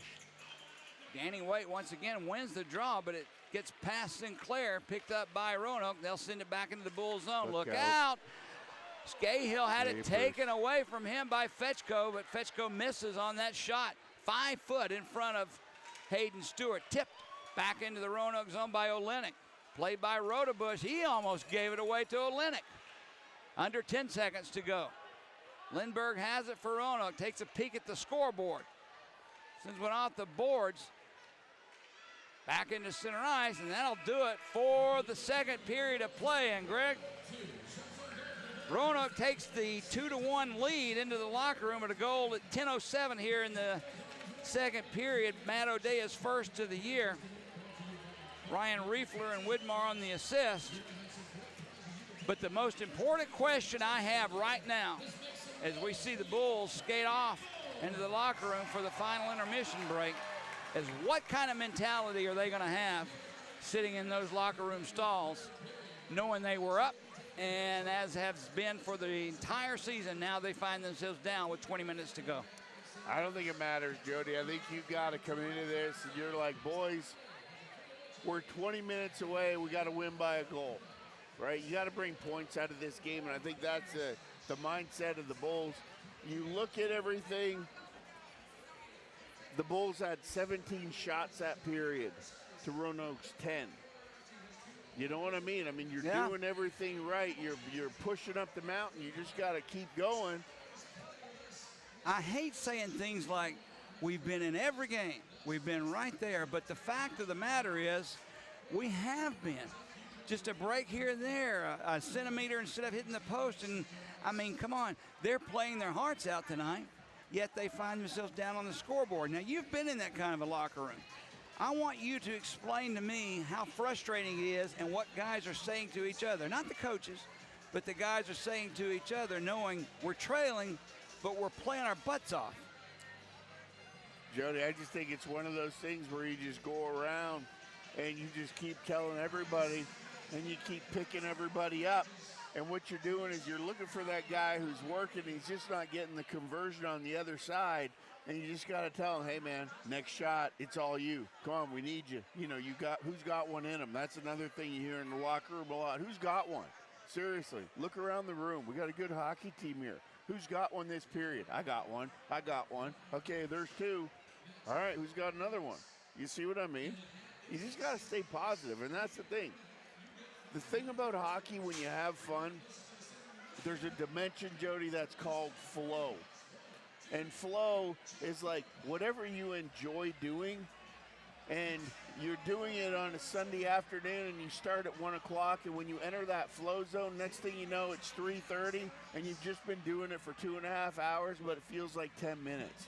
That's where you have to stay, because growing up as a kid, when you played hockey and you enjoy the game, you're playing for the fun of it, that's where you have flow, you're more creative, and it's just easier to live there. So the more you think about it, the more it drags out. So clear the mechanism, stay where you are, stay in the present moment, keep working hard, and I'm telling you, Jody, with this kind of an effort, if they can rinse and repeat for 20 more minutes, they're going to get some good coming out of this eventually. Hopefully it will be tonight. Well, how do you get to that point, though, Greg, when all year long it just hasn't happened? How do you convince yourself and have the confidence that tonight's different, we're going to do this? Well, how I did it is I always focused on, okay, what can I zone in on that's different for tonight's game than any other game? Hey, boys, Dougie Waite's back. Dougie Waite. See, you did it this time. Danny Waite. Danny Waite's back in the lineup. You know, blah, blah, blah. He's got one. Come on, let's go. You know what I mean? And you just focus on something that's a positive reinforcement from that last game, and you just ride with it. It doesn't matter what you're talking about, just as long as it's positive. Got to be positive energy. Well, in previous games, it's been the Bulls who have looked up and saw, okay, we had a chance to close the gap, but now we've let the other team not only tie it, but now they're ahead. Birmingham has the opportunity here in this third period to reverse that trend.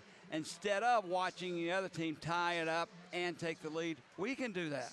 Absolutely. I hope at least, I'm just, in all of my feelings here, I have this hunch that if we can just punch one in right now, that things will turn not only for this game, but that has a chance to turn a season around. Oh, it definitely does, Jody. And no, just need something positive to happen. Well, no offense, but you also live in a world that the glass is always half full. Where me? Or half empty. Yeah, there you go. One of the two. So I'm on the other side. You know, I'm like, hey, you know what? Yeah, half my glass is gone, but you know what? I still got another half to enjoy. And I think it's just a different mentality, but you got to keep going, especially when you look at the board and it's like going into the third period, Evansville is up 2-1 on Huntsville. They keep up with this stuff. So what a better opportunity for the Bulls to figure it out in the next 20 minutes, win this one, and then carry that over going in against a 2-loss Huntsville. That's how you change and turn a season around, Jody, and it only takes one fluke deflection, one chip off of it, like Frolov's goal in that first game. You know what I mean? Yeah. He was just in the right spot at the right time, and just took a whack at the puck, and it went in the net. It wasn't flashy, wasn't bar down, wasn't high glove. But it counted. It went across the goal line. That's all we need. Give me an old greasy goal or two right now, and I'm telling you, the Bulls have stood up to the physical punishment, and they've weathered the storm. Now you got to take the storm to the rail yard dogs. Well, I spoke a little bit about, and you did too, about the fans itching for a fight, itching for a goal. I made the statement that this place will erupt and explode if Birmingham scores a goal. I'm telling you, I honestly believe this. If we get the equalizer here to third period, the bench is going to explode. Oh, yeah. That is something they haven't had to experience this year. And when they finally break that glass and get through and realize, okay, we're the ones who came back and tied this up, I think the bench will explode. That's it.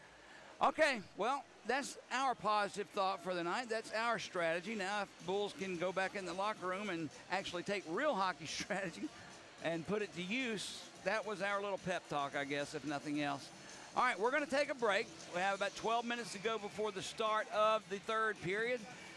27-23 shots on goal in favor of the Bulls, but trailing on the scoreboard, Roanoke 2, Birmingham 1. Stay with us. Jody Chernesky along with Greg Dreveny, and this is Birmingham Bulls hockey.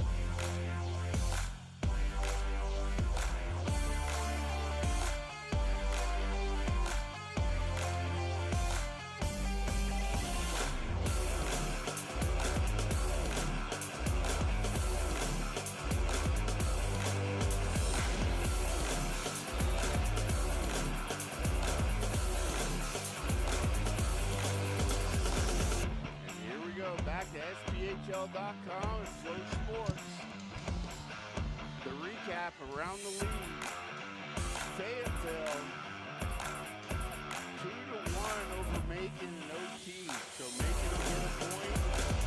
Fayetteville will get 2.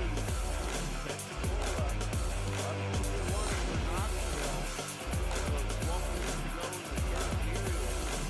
Evansville still holding on to a 1-1 over Huntsville.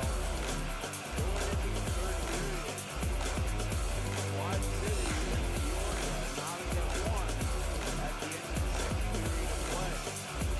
Here in Pelham, UAB Ice, Roanoke 2, Gold 1, with 20 minutes remaining to play here at the start of the third period. Second period scoring. 1 goal in the second period, and that was Matt O'Day from Riesler and Whitmer at 10:07. Penalty filled affair. 3 penalties, 4 penalties for Roanoke, 2 penalties for the Bulls. But the Roanoke, despite being short-handed, was going into that period well. Don't that out on the shot. That's 27 after 2 periods. And Roanoke having just 3 of their own. Timbers have flared. A couple of minor altercations. There was one fight with Matt Dorsey and Billy Strong. So, with that being said, we are set and the fans are excited to start the third period here tonight. And the Bulls return to the ice. Roanoke back out first for Roanoke. And they'll come out, do a little skate around warm up. And then we've got about a minute and a half before the start of the third period. Greg, here in Birmingham. I was noticing a few things before the game about Roanoke. Their roster has something that I don't think I've seen, period, in any league at any time. 16 of their 19 players that are on Roanoke's roster are Americans. I don't think I've ever seen it that lopsided anywhere. Usually it's the other way around. 16 Canadian, 3 American. But it's exactly opposite for Roanoke. 16 American players. Now, here's what that means. It means, A, they only have 3 immigration slots available to substitute year-round. You send your immigration in August. It's called the main petition. Right. And that's what you work off all year long. That's why it's always good to have as many foreign players as you can, because as the season progresses, you can add players from different countries, just on a substitute. Absolutely. Roanoke can't do that. Well, they can, but only with 3 different places. So that's one thing I noticed about them. The next thing I want to talk about is something that's not pleasant. This is the 6th game of the year for the Birmingham Bulls. Going into the third period, Greg, Birmingham has 12 goals. Now, you don't have to be a mathematician from MIT to realize that's 2 goals a game you're averaging, and I don't care who's playing in net. Patrick Watt to Ken Dryden, you can't win very many hockey games unless you're putting the puck in the net. Well, Jody, it's one of those things where, you know what? That's why the past is written in history books, and that's why this 20 minutes is yet to be decided, and we'll see how the Bulls can do. This is the game we're going to turn the corner. This is the game that's going to make the difference in the season, as we're now underway in the third period. Gagnon pass one over for Kip Ladzianko, bounces off his stick, and it's sent into the Bull zone, played by Gagnon. Nice little backhand pass to Wood, gets it up for Phil Ladzianko. He'll bring it in left wing side, takes the shot, save, rebound kick by Kip Ladzianko, score! His brother Phil took that rebound off the kick from Kip Ladzianko. Rodebush made the save on the kick. If that goes in, it doesn't count. That's correct. But because Rodebush stopped it, touched it, came back to his brother Phil, Birmingham out. And finally, ties this game up at 2. And when we say, Jody, it wasn't going to be pretty. No. And that was out of the page of the World Soccer League. And you're 100% correct. If Rodebush doesn't stop that rebound where he kicks it, and it was definitely a kick, but then Ledzianko came around the net and buried it. And that ties this one up at 2. Here's number 23, Bill Ledzianko. His first goal of the season, the assist, number 91, Pip Ledzianko. Bulls and first So goal. Ledzianko from Ledzianko, unbelievably first goal of the year for Phil Ledzianko as the puck is played back into the Roanoke zone. Birmingham with a little extra kick in their step, keeps it alive. There's Scott from just inside the blue line. His shot goes wide. Played into the near corner. Stacy had it taken away, but skating away now. Boyson gives it to Trey Fetchko. Fetchko takes the shot just wide of that far post. Roanoke try and keep possession alive in the Bull zone. They do. Corey Doney has it. Right wing side to the faceoff circle. Takes the shot, never made it through to Stewart. Widmar back behind the net for Trey Fetchko. Centers a pass back for Birmingham. Danny Waite gets it out. He was the only one there. Yep. Luckily for the Bulls. A minute and a half gone in the third period. Birmingham has tied the score at 2-2. Skating through center ice, Bryce Martin gets past Sadowski, but left the puck there. Birmingham can't catch up with the puck. Sareski slow to get back. Widmar takes it away. If Sareski gets it, it's a 2-on-1 break. Now Sareski has it just inside his blue line. Tries to set it up for Frolov, who has it, centers a pass. Down on his belly was Lindbergh to block that pass. Now Jamie Dorsey sends one through the crease. No one there, bouncing off the far half wall. Timmy Manning brings it back for Roanoke. He gets past Frolov, takes a shot, save made, rebound loose. Frolov will pick it up for the Bulls. Gets past one, luckily. That's again, there's so many dangerous plays through the slot, Greg. Birmingham tips it deep into the Roanoke zone. It's played there. Back behind the net. Dorsey has it. Matt Dorsey through center ice, connects with Manning. Has Riefler streaking. Gets the puck to Ryan Riefler. Nice play by Youngworth, takes him out. And it's played now by Gagnon. He gets past Gustav Mueller. Gagnon with the puck. Takes a hit there just inside the blue line by Broman. Goes down. Puck is loose behind the net. And Broman comes away with the puck for Roanoke. Sets it up for Mueller. He has to get back in his own zone as Youngworth was pressuring him. Matt O'Day with the puck now. Back into the Bull zone is sent by Mueller behind the net. Colton Olenek takes the shot. Off, I believe that was Broman. Yeah, it was Broman who gave him the shot. Now it's loose, tied up along the far boards. Phil Ledzianko fighting for it. Comes free, look out. Riefler was there. Couldn't get him the puck. Broman loses it, and back comes Matt Wood. Gets past Stacy, but can't catch up with the puck. Nice play by Andrew Stacy to keep him off the puck. Birmingham has it at center ice. Out of the reach of Matt Wood, comes in, and Stacy will touch up. An icing is called on the Birmingham Bulls. Now, Craig Simchuk not happy about something. I don't know if it's with his players or the referee, and I believe it is with Derek Calise wanting an explanation. Well, it was close. It was Wood who was slashing through the center, Jody, and did he touch that pass or not? And I think Simmer thought that he touched it, but nonetheless, the linesman made the call. They said no touch, and that makes that play an icing. Now they're going to talk about it, and they're bringing a puck outside the blue line. I don't think I've ever seen. They're going to come back to center ice as if they didn't see anything. They don't know if we're right or wrong. Right. So instead, let's just have a face-off at center ice. And ironically, no one on Roanoke's arguing about it. Right. So that should tell you the way the puck should have been called. Now, loose puck at center ice, played by Waite, chipped away from him, and Trey Fetchko backhands one in deep. Doug Scott there for Birmingham first. Can't get it past Widmar. Joe Widmar, their leading scorer, sends one out. A nice centering pass for Trey Fetchko. He's talking to himself. Yep. Save is made by Hayden Stewart, so we'll hold on here. 16:01 to go, third period. Score tied at 2.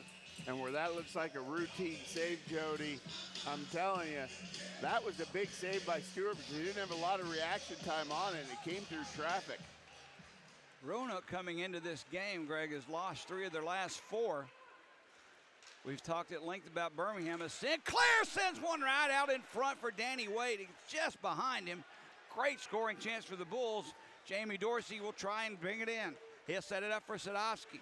Danny Waite had it taken away from him. Now it's loose at center ice. Sadowski plays it for the Bulls. Soretsky picks it up, top of the near circle. Sends one off the leg of Lindbergh. Soretsky keeps it alive, played behind the net. Valerian has it. He turns away from Danny Waite. Lindbergh takes a hit from Soretsky. Birmingham keeps it alive, though. Froloff with it.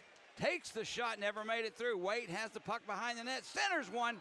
No one at home for the Bulls, and it gets past the defenseman back into Birmingham zone. Under 15 minutes to go. Next goal, crucial. Kennedy has it. Left wing side. Hadn't heard much tonight from Kennedy. Takes a shot. That one had that far upper corner labeled, but just missed. Gagnon with it. Sends one in right into the glove of Austin Rodebush, and he holds it. That's a couple of shots right there, Greg. Birmingham had an excellent chance. Well, and you saw Kennedy come down, Jody. He just threw an absolute rocket up there to that glove side, and it had Rodebush beat, but just missed by a couple of inches. And then after that, careened around the glass, came back out to the far side on the point. They kicked it across to Gagnon, and he shot it in, but Rodebush that time with a full view of the puck and nobody in front made an easy glove save. So we'll go to a media timeout here. Under 15 minutes to go, 14:42 on the clock. You mentioned Sean Kennedy. Yep. We both like the way he's played, especially when he's on the line with the Twins. Of course, a lot of people would look good playing on the lines with those two guys. Kennedy is second in the league in scoring among rookies, as is Connor Scahill and Adam Scott, all tied for second place in rookie scoring. The potential and talent is there, Greg, is my point. Something positive needs to happen to push these guys even more forward. Absolutely. They seem to find the combinations and mixing guys around and see how it works. And, you know, Kennedy, Frolov, we'll see how these guys can do right now. Off the draw, Birmingham has possession in the Roanoke zone. Gagnon with it. Whips it around the boards to Kennedy. It's stopped there. He'll try and control it. Matt Dorsey on him, knocks it free, and back comes Roanoke the other way. There's a blocker save made by Stewart. Loose puck chipped by Gagnon over for Frolov. Stacy pinching in from the point, keeps it in the zone. Marcus Fetchko back at the point for Matt Dorsey. Stacy plays it around the boards for Fetchko. O'Day has it in the slot. Should have shot that one. Gives it to Stacy, who has no play but to play it around the net. Fetchko for Dorsey. Matt Dorsey. Top of the face-off circle, brings it in. Save made. Rebound loose in the corner. There's a shot taken by Fetchko. Turned aside by Stewart, and Birmingham clears the puck back into the Roanoke zone. Weird angle shot, but it was a good save by Stewart. Absolutely. You see Roanoke, Jody, they're just looking to play that slow, low game, looking for turnovers from the Bulls. Bulls defensively, high and hard off the glass. Now it's taken by Broman. He takes the shot, turned aside by Stewart into the netting and out of play.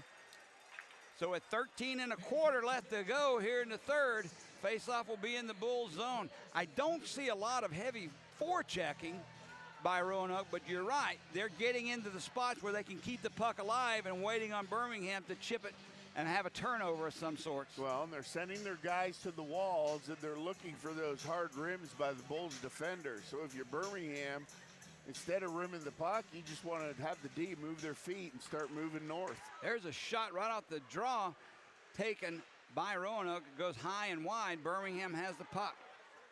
Scahill chips it ahead, tried to set it up for Wood. It gets past him. Ledzianko catches up with it first. Along the far wall, Bryce Martin skates away with the puck through center ice. Puts it in deep, out of his net to play to Stewart. Far side for Wood. Nice little chip off the boards, and Birmingham has it. Scahill ahead for Phil Ledzianko in the Roanoke zone. Drops it back for his brother Kip. He has a shot. Save made off the right arm on Kip Ledzianko by Rodebush. Riefler with the puck sends it in just wide of Stewart. They'll have a line change. Birmingham as well. Olenek taps one in. Look out, Birmingham. Sinclair had it for a moment. Bounces off his stick, and back comes Lindbergh. Sets it up for Trey Fetchko. Dorsey rides him to the board. Loose puck picked up by Olenek behind his own net, and Birmingham will clear. Boyson has it. Center ice, Richard Boyson. Nice play defensively by Sinclair, but they'll get it in the Bull zone. Look out, Trey Fetchko with it. Sets it up for Boyson. A shot turned aside. Rebound picked up by the Bulls. Scoring chance there for Roanoke. Turned aside. Soretsky goes into the zone with Valerian. Loose behind the Roanoke net. Birmingham picks it up. Gagnon has it just inside the blue line. Off the board, pass to Gronick. Gronick in front. Wait, a shot. Save made. Waite was cruising down the slot. Got his stick on the puck. A nice pass from Gronick. Now in front of Rodebush. Still more pushing and shoving after the whistle. Gronick getting involved in it with Lindbergh. Both will skate away, but a nice chance there for Danny Waite. Well, good puck positioning there by the Bulls, working it low to high, and then back down low to Gronick. And you saw Danny Waite. You did it. Now you're winning 2-1, Greg. Yeah, I know. Danny Waite came right down, Jody, in a straight line. Gronick hit him with a good pass right there. He had good opportunity on Rodebush, and he got that right shoulder up there, made the save. And puck is dropped. Kennedy tried to knock it forward. I don't know if he was trying to do a shot on goal or just get it behind the net, but someone moved prematurely. We'll do it again. Matt Dorsey on the draw for Roanoke. Now Kyron Gronick will come in. They'll say Kennedy was the one who moved too soon. Stacy has it off the draw, gives it to Matt O'Day. Youngworth with a good job, comes in from the blue line, keeps it alive for the moment, but back the other way. Look out, could have been a 3-on-2. Roanoke brings the puck in. Acosta with a pass. Birmingham picks up the loose puck. Here's Kyron Gronick. 2 men back for Roanoke, so he'll put the brakes on. Looks for a place to go, no one there. So it's taken away from him by Matt Dorsey in his own zone, and he'll give it up to Christian Acosta. Acosta taps it past Gagnon, but he knocked him down. They're going to call this a penalty. He stood him up at the blue line, Greg, and literally did exactly what you want your defenseman to do. Now Gagnon ran into the linesman, and believe it or not, is down hurt on the play. Unbelievable. Matt Dorsey is going to get escorted along with Gagnon. I do not see anything that Gagnon did wrong on that. Dorsey brought the puck in. Gagnon stood his ground, knocked him down as he separated his man from the puck. Is that not what you want all your defensemen to do?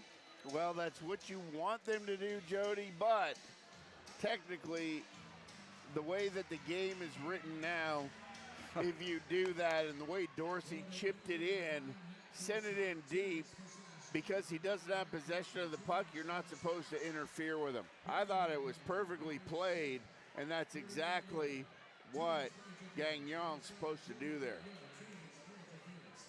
Interference is the call on Gagnon, slashing on Matt Dorsey. So Coincidental Miners will set up a 4-on-4 situation with 11:10 to go here in the third. Yep, and I think Dorsey slashed him around the backside. That's what put Gagnon down. Back behind the play, Birmingham has the puck. Kip Ledzianko in front of Scott. Birmingham will get it away. Kip Ledzianko had it, lost it. Had his brother streaking, almost connecting. Bryce Martin drops it back for Doney. Corey Doney puts the brakes on right before the center ice stripe, waits for his players to align like he wants. All right, now we're playing puck possession. As backwards the puck goes, Broman for Bryce Martin. Greg, what are they doing? They're trying to set up with the extra ice, Jody, getting more the zone entry they want. Bryce Martin brings it in deep. Centers a pass loose in the crease. Birmingham fortunate to clear that one, almost setting up. Still loose at center ice. Broman picks it up. He'll bring it back in the Bull zone. Tries to get around Scahill. He can't do it. Nice play by Connor. Off the boards, Birmingham's Danny Waite skates away. 2 men back for Roanoke. Danny Waite curls at the blue line, drives it for Sadowski, takes a shot right into the midsection of Rodebush, and he stops it. Face off in the Roanoke zone. And Danny Wade on that zone entry, Jody, so smart with the puck. Doesn't turn it over. Two Roanoke defenders collapsing on him. They force him to the wall, so he just delays, curls back to the wall with it, hits Sadowski in the slot. Sadowski could have skated in another 5 feet and ripped it. Good save by Rodebush. Valerian off the draw plays it back behind the net. Lindbergh has it. Again, Garrick Lindbergh, picked up off the waiver wire a couple of days ago, has been on the ice, I believe, more than any other defenseman Roanoke has played tonight. Widmar brings it in the Bull zone. Jamie Dorsey on him. He steers it in front and turned aside by Hayden Stewart. Now Danny Waite takes the puck away, plays it behind the net. Stewart will leave it for Waite. Taps it back for Sadowski. Sadowski gets away from Fetchko. Dangerous play, but we connect. Back comes Danny Waite, brings it in. Turns it right back out. Waite doing the same thing Roanoke did. Now he'll bring it in, drops it back for Sinclair. Sinclair loses his edge, goes down, but he'll send it into the corner where Waite is there. He tried to set it up. We're down to 5 seconds. 3. That'll do it for the 4-on-4. Both teams now at full strength and even strength. Gagnon will take it. Cuts in deep behind Rodebush. Wrap around in front. Loose puck in the crease. It's turned aside by Roanoke, and they'll clear. Look out. Birmingham loses possession of the puck. Timmy Manning has it, but they're going to call offside on Roanoke. And with 8:49 to go here in the third, we'll have our second media timeout of the period. Score tied at 2. And you saw that one, Jody. Just that chip up off the wall, off the glass of the neutral zone there, right in front of the penalty box. Hit the divider at the penalty box door and came straight out into the neutral zone. And that's one of those situations where half your guys are coming to the bench, the other guys are backing up towards Hayden Stewart, and the Bulls very fortunate there that the puck just sat there for a minute and there wasn't a streaking rail yard dog coming through the neutral zone.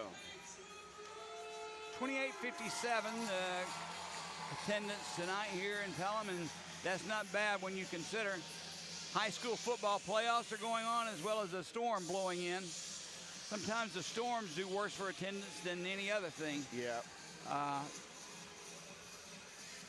Face-off will come in the Bull zone. Now Matt Dorsey complaining with referee Derek Calise about something. Everyone's a little on edge right now on both sides of the ice, looking for any kind of an edge they can get from the referees or anyone else that'll help them. Face-off outside the Bulls blue line. Matt Dorsey along with Danny Waite. They'll drop it again. Someone moved, and I believe it was both Fetchko and Olenek. Now it's dropped. Birmingham will have it. Doug Scott in his own corner taps one behind the net, well out of the reach of Olenek. I don't think he was waiting for it or expecting it. Now it's loose at center ice. Doney has it. Back comes Timmy Manning. Nice play by Danny Waite. Poke checked it to the boards. Didn't allow him in. Doney sends it near side Martin through the slot. Shot taken by Manning well wide and high. Behind the net is played. Catching up with it first is Doug Scott. Now Martin pitching in, knocks Olenek off the play into the corner, back behind the net. Scahill knocks his man off the play. Loose puck picked up by the Bulls. And Olenek will just lift it to far side of open ice for a line change for the Bulls. But quickly, Roanoke brings it in. Timmy Manning sets it up for Broman. Puts the brakes on. Gets it back for Lindbergh. Takes the shot. Never made it through. It's blocked by Karan, and the whistle blows. So we'll have a face-off coming up. I believe this one's going to go inside the Bulls zone to the left of Hayden Stewart. 7:52 to go here in the third. Score tied at 2. And I wouldn't be surprised if he ran Lindbergh's numbers, Jody, if he didn't log more than 30 minutes tonight. I wish we had that opportunity, but the technology is just not in place in the buildings. But I have called his name just about more than anybody I have off Roanoke's tonight. They're giving him a good look, I'll say that. Valerian sends one behind the net. Frolov gives him a little love tap on the way out. Riefler has it. In front, looking for Broman. A nice play by Gagnon. Tips it away from him. Kennedy will take the puck for the Bulls. He'll set it up far side for Ledzianko, looking for Soretsky. He deflected it right in on Rodebush, and the puck is turned around the far side. Down the ice it goes. This one looks like it's going to be icing on Roanoke. No, they wave it off. It never crossed the goal line. Birmingham will bring it in the zone. Soretsky has it, curls behind O'Day, behind the net. Really no place to go. O'Day cut him off, and the loose puck is picked up by Roanoke, and they'll skate away. Richard Boyson sends one in, stick to side by Hayden Stewart into the far wall. Frolov will pick it up. He lost it, centering pass, taken away by Kip Ledzianko, ahead for his brother Phil. One man back to Stacy. Phil Ledzianko had no place to go. He puts the brakes on. Near side, Jamie Dorsey. He couldn't get the shot off as it bounced off his stick, and it's played into the corner by Fetchko.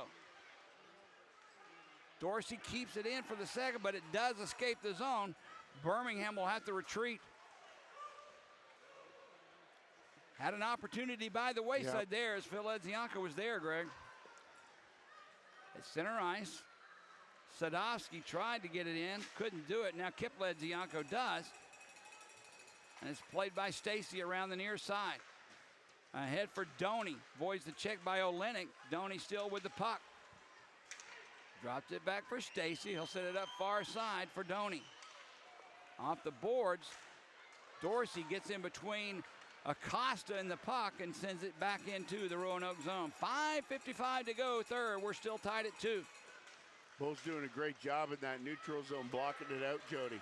Now in the corner, Bryce Martin lost it for a moment to Wood, but it's picked up by Matt Dorsey, and he'll skate away for Roanoke. He's a little bit of speed there. In front, looking for Acosta. It bounced off and over his stick. Played by Matt Dorsey. Soretsky is there as well. Puck squirts free through the slot. Lindbergh gets chasing, catches up with it first. Behind the net, Garrick Lindbergh couldn't get it out in front. He still has possession, though. He gives it up for Harley behind the net. Acosta is there, taken away from him by Waite. And he'll backhand one, but not out. Broman keeps it alive. This is what scares you. To Valerian. Takes a shot down on his legs. To block the shot was Doug Scott. He's feeling it too. As Birmingham clears the puck down the ice. Every time it seems like, Greg, you work to get the puck out, and you just miss that one opportunity by a foot to get it out. Most times that usually turns into a goal for the other team. Well, and that one right there could have been, Jody, but you talk about a great play by Doug Scott. He saw that puck coming, and he just buried his head, put his eyes down to the ice, dropped down on one knee, and put his fist down and just exposed as much of his body as he could in that shooting lane. And unfortunately, that puck caught him right above the pants. Had to hurt. Right above that kidney area. I guarantee you there's no protection there. So, unbelievable play by Scott, just taking one for the team as we're sitting here with 4:59 to go. And really quick, let's hit around the league. Like we said earlier, Fayetteville beat Macon in OT. Pensacola beat Knoxville 2-1. Evansville 2-1 over Huntsville with 3:50 to go in the third. And Quad City and Peoria, they're the late starter, 1-1 with 11:40 to go in Peoria. Here in Pelham, Roanoke and the Bulls tied at 2, 4:59 to go. Shots on goal, 38 for the Bulls, 33 for the Dawgs.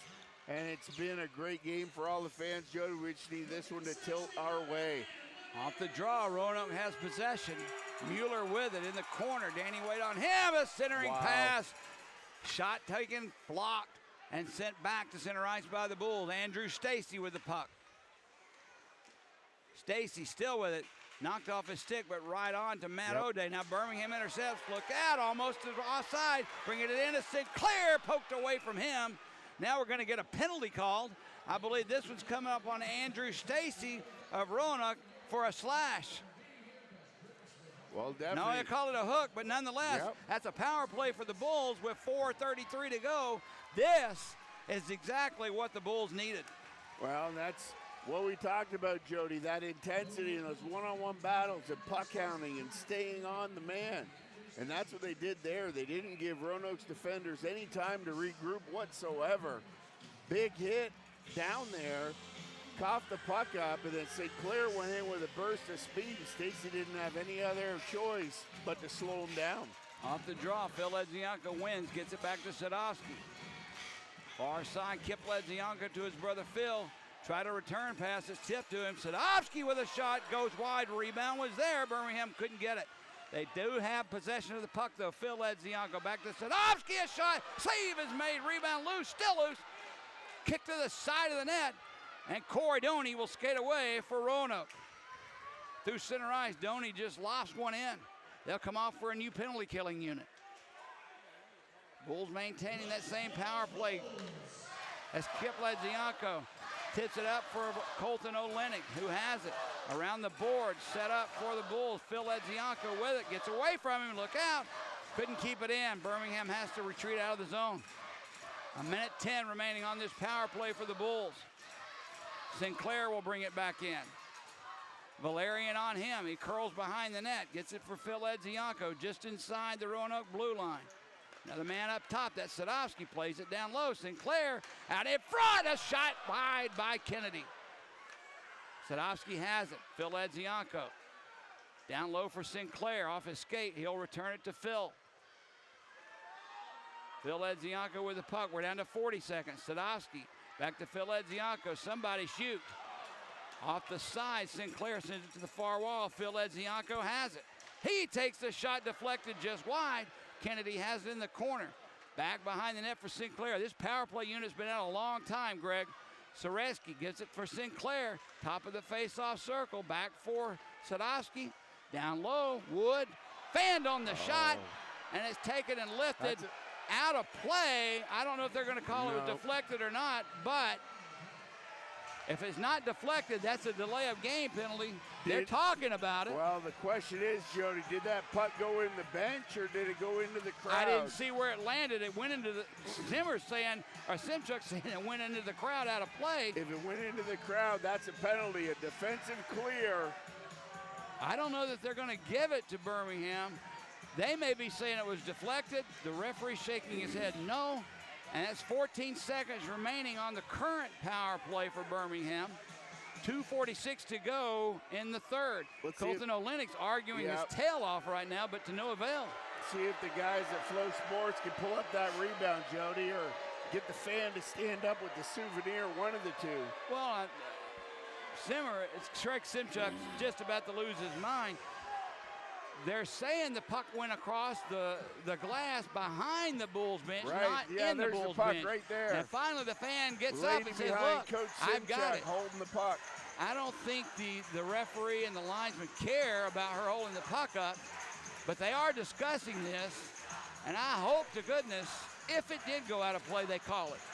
Right. I didn't see, I know the puck was lofted toward the glass. I did not see where it landed, but I have no reason to doubt the young lady down in front holding the puck up in the air. 100%. They're not going to call it.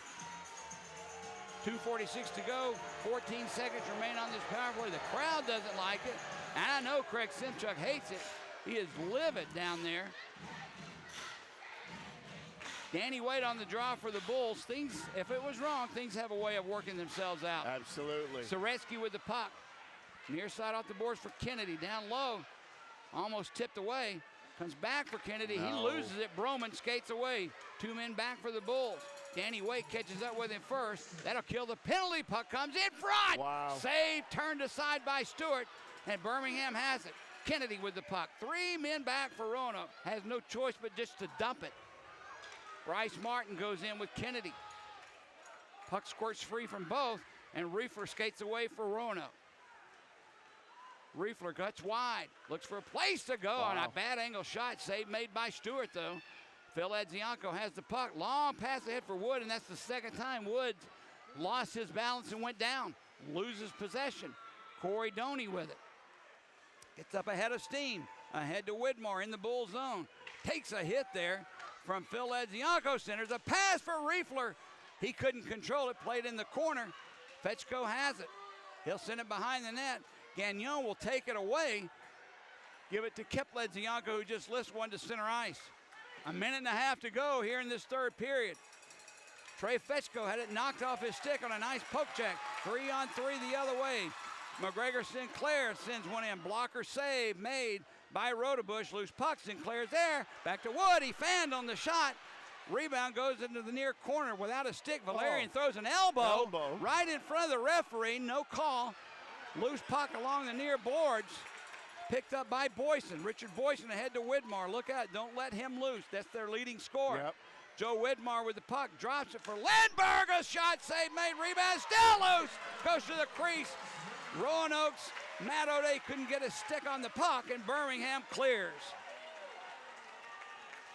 Joe Widmar with the puck. Under a minute to go. Gets it for Fetchko. Trey Fetchko sends one in front for Boyson. Gets past him and everyone else. Boyson goes down into the boards. Luckily, no call. Bryce Martin tries a centering pass. Here we go. Birmingham deflects it, and they'll chip one out to center ice. Can't control it. Karan was there, but he couldn't catch up with the puck. Dorsey, Matt Dorsey that is, tips one behind the Bulls net with 25 seconds remaining. Stewart stops it, gets it into center ice. Karan takes a hit there from Timmy Manning. Down to 15 seconds. Manning will bring it in the Bulls zone. Manning takes the shot well wide of the net. It may have been deflected by the Bulls defense. Matt Dorsey plays it behind the Bulls net where it's taken by Youngworth, and with 5 seconds to go, I believe they'll just be content to take it to overtime. And that'll do it. Some free hockey for the fans in attendance tonight. You got your 60 minutes. You're going to get at least 5 more, or maybe less than that. Either way, we're going to overtime. Once again, another one-goal game for Birmingham, no matter what happens tonight. That's a critical point to get, no matter how you slice it, Jody. Yep, no doubt. Now, the Bulls need to rise up here, and in this overtime, it's going to be 5 minutes of 3-on-3. They've got an opportunity, and like we've been saying all game, Roanoke, what are their strengths? Physicality, positional playing, but you got to give the speed to the Bulls, Jody. Yeah, you're younger, you have more energetic, you quicker than Roanoke. You should be salivating at 3-on-3 hockey at this point. Just got to finish. And that's where don't forget the new rules, though, about going back across your own blue line. You definitely don't want to have a face-off in your own zone if you can avoid it. 100%. 10 seconds. Well, it's been a good hockey game, but I'll be honest with you. I don't like overtime and shootout games, Greg. I just don't like them. Too old for it, I guess. I did. Why did you're a goalie, why would you love overtime and shootouts? Because shootout. One wrong move and you're the cause. Well, or one big save and I'm the hero, Jody. True. I mean, that's. But you see, that's the difference in half empty and half Yeah, full. that's true. I see things half empty. Right. You see things half full. Absolutely. Yours is a better way, but mine usually works out most of the time. Well. All right, here we go. 5 minutes of overtime, 3-on-3 action. The brothers Ledzianko are out. And I believe that's Scott on defense. That's Scott, yep. Mueller out along with Broman and Doney, who has the puck for Roanoke. He's back in his own zone, so once this puck crosses the blue line, they personally can't bring it in again, and it does. Doney gets it ahead. It's dropped back. That's an offside. They got to call that. That's got to be a penalty. Yep. I mean, a face-off in the Roanoke zone because Gustav Miller brought the puck back in his own zone. We just talked about that, and 15 seconds into the overtime, it happens. What do they call that in basketball? Over and back? Over and back. Yep. That's probably the best way to put it, too, in hockey. Face-off will come in the Roanoke zone. No changes to the right either. Of Rodebush. It looks like they're not going to have any changes. They can't. They tried to, Roanoke did. Mueller will come back on the ice. Birmingham still with the same three. Doug Scott with the Twins, Ledziankos, that is. Face-off controlled by Birmingham. Doug Scott has it. He takes the shot just over the net. Kip Ledzianko has the rebound. He's taken down the play. Penalty coming up as Broman, angry at either himself or the referee, takes down Kip. He's going to say that Kip Ledzianko did a perfect job selling that penalty. He's not happy. But Birmingham goes on the power play and hasn't worked out so far tonight for Birmingham. 0 for 3. Very important fourth power play for the Bulls. And this power play looks a little bit different, Jody. This power play will be a 4-on-3. Tripping is the call on Broman, Travis Broman in the box. Fourth power play, as I said, for Birmingham. C.J. Valerian, Andrew Harley out with Joe Widmar. Looks like we're going to have both Sinclair Waite, Phil Ledzianko, and Doug Scott. Scott's been on the ice the entire overtime, but after all, it's just 24 seconds. Right. Let's see what we can do with a 4-on-3 advantage in overtime. McGregor Sinclair opposite Joe Widmar on this draw. Loose puck. No one really won it cleanly. Danny Waite picks it up for the Bulls. He'll get it back to Doug Scott. Triangle set up defensively for Roanoke. Phil Ledzianko plays it down low for Waite. Back to Phil, trading spots with Doug Scott. Almost lost it as Harley was trying his best to poke it free. Waite sends it out in front. Score! Doug Scott from the blue line, cruising into the slot. Took the pass from Waite. And Birmingham gets a huge win, and it looks like they've just won the Stanley Cup with a celebration on the ice. That, my friends, is exactly what the Birmingham Bulls needed. Let's see what we can do with it from here on out. Amen, Jody. You talked about where's that positivity? Where's the spark? I said it from the beginning. Danny Waite's that guy, and there it was on the assist. He got that puck on the side of the net. He looked for the shot and then fed a beautiful seam pass right through to Scott. And Scott with Rhoda Bush moving, beat him. Low glove, Jody, not high glove. Low glove just over the pad. Great shot by Scott, and even bigger impressive win by the Birmingham Bulls. Did you see Phil Ledzianko as the skater Birmingham Bulls encircle center ice to salute the fans? Did you see what Phil Ledzianko did? No. He was staring down at the ice. He looked straight up at the ceiling, shook his head, put his hands in the air, as if, where has this been all year long? That is a hump that the Birmingham Bulls, I believe, Greg, had to get over mentally for other things to happen positive. Absolutely, Jody. And just like that, with one kick soccer, save, rebound, goal, and a great, beautiful play, Waite to Wood with the Ledzianko, or Waite to Scott with the Ledziankos built in there, and the Bulls have technically jumped into seventh place. Here's what happened, in my opinion. We just got a gorilla, not a monkey, off our backs. Right. Now we can play a little more loose. Now we can play a little more free with much more confidence. This does so much for a young hockey team like Birmingham has. This one they're going to remember. You saw the celebration on the ice. It was as if they won the cup. And that's what I want to see. I want to see enthusiasm. I want to see youthful enjoying of the ice, exuberance. They displayed it all night long, and Birmingham gets in the win column, thank goodness, with a 3-2 overtime win over the Roanoke Rail Yard Dogs. Well, it makes Sunday afternoon in Huntsville a little bit more interesting, too. Oh, it does, Jody. And even because the season started. Season starts for the Bulls right now, if you ask me. But it started October 17th. Right.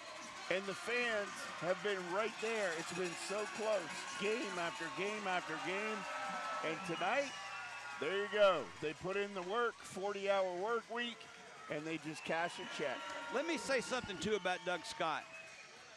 When he first was talked about even playing for Birmingham before the season started, Craig Simchuk and I were talking about it. There's this myth, or maybe it's true, I don't know, that players that come down from the coast are A, disappointed that they had to come to the SPHL, and B, think that they don't belong here. Doug Scott has done anything but that. He has came out here and played his tail off night after night after night, and judging by his Tiger Williams impression after he scored that goal, he's very happy to be here. That's a great sign to me. Absolutely. And you look at Scott, Jody, and think about how many times throughout the game with the physical punishment that guy took, getting hit multiple times in our end zone, in the neutral zone, getting the slap shot off the kidney in the dying minutes of the third period, and the guy still battled back to come back and finish this one off. So I'll tell you what, he's going to be banged up and bruised up after this, but that feeling is going to feel a lot better knowing that he potted that overtime goal for the Bulls and their first win of the season. And what a lesson, too, for the 10 rookies that are on the Birmingham Bulls to know that Doug Scott had been punished all night, took the shot right off his body, barely got to the bench, but yet worked and worked and worked, earning that spot in overtime to play for the Bulls, as well as a power play. He gets the game winner. That has to be a lesson to be learned by all these kids that are on the team. They learned something tonight about perseverance. Absolutely, Jody. And Tricky Nick's 92, they called it in the chat right there. Good sound brought the victory magic. Just like we said from the beginning, we didn't have to fool around with equipment. We just put all that positivity to the ice. Well, you know what, Greg? We can't get out and score a goal, but we can do whatever we can do to make this as professional of a broadcast as we can and do what we can to make it as exciting as we can. I'm thrilled to death with what I saw tonight. This team could have came out feeling sorry for itself after the close losses they've had all year long and thought we're never going to get out of this. But that did not happen. Absolutely not. So, all right, that's going to do it here from the Pelham Civic Complex. Birmingham gets off the schneid. It's the first win of the year, 4th point of the season. And now we go to Huntsville for our intrastate rival and first place Havoc. 5 o'clock is the starting time Sunday afternoon. Maybe you want to make the trip to Huntsville. Maybe you just want to listen. Wow. I don't know exactly how they do their broadcast in Huntsville, but they did lose tonight. Evansville takes down Huntsville 2-1. So this sets up an interesting game, to say the least. Huntsville's going to come in and not really happy. Birmingham's found the new mojo. It's going to be a fun hockey game in Huntsville. I wish it was here. Definitely. Okay, that'll do it. For Greg Dreveny, I'm Jody Chernesky. Final score, once again, from the Pelham Civic Complex, Birmingham 3, Roanoke 2. This is Birmingham Bulls hockey.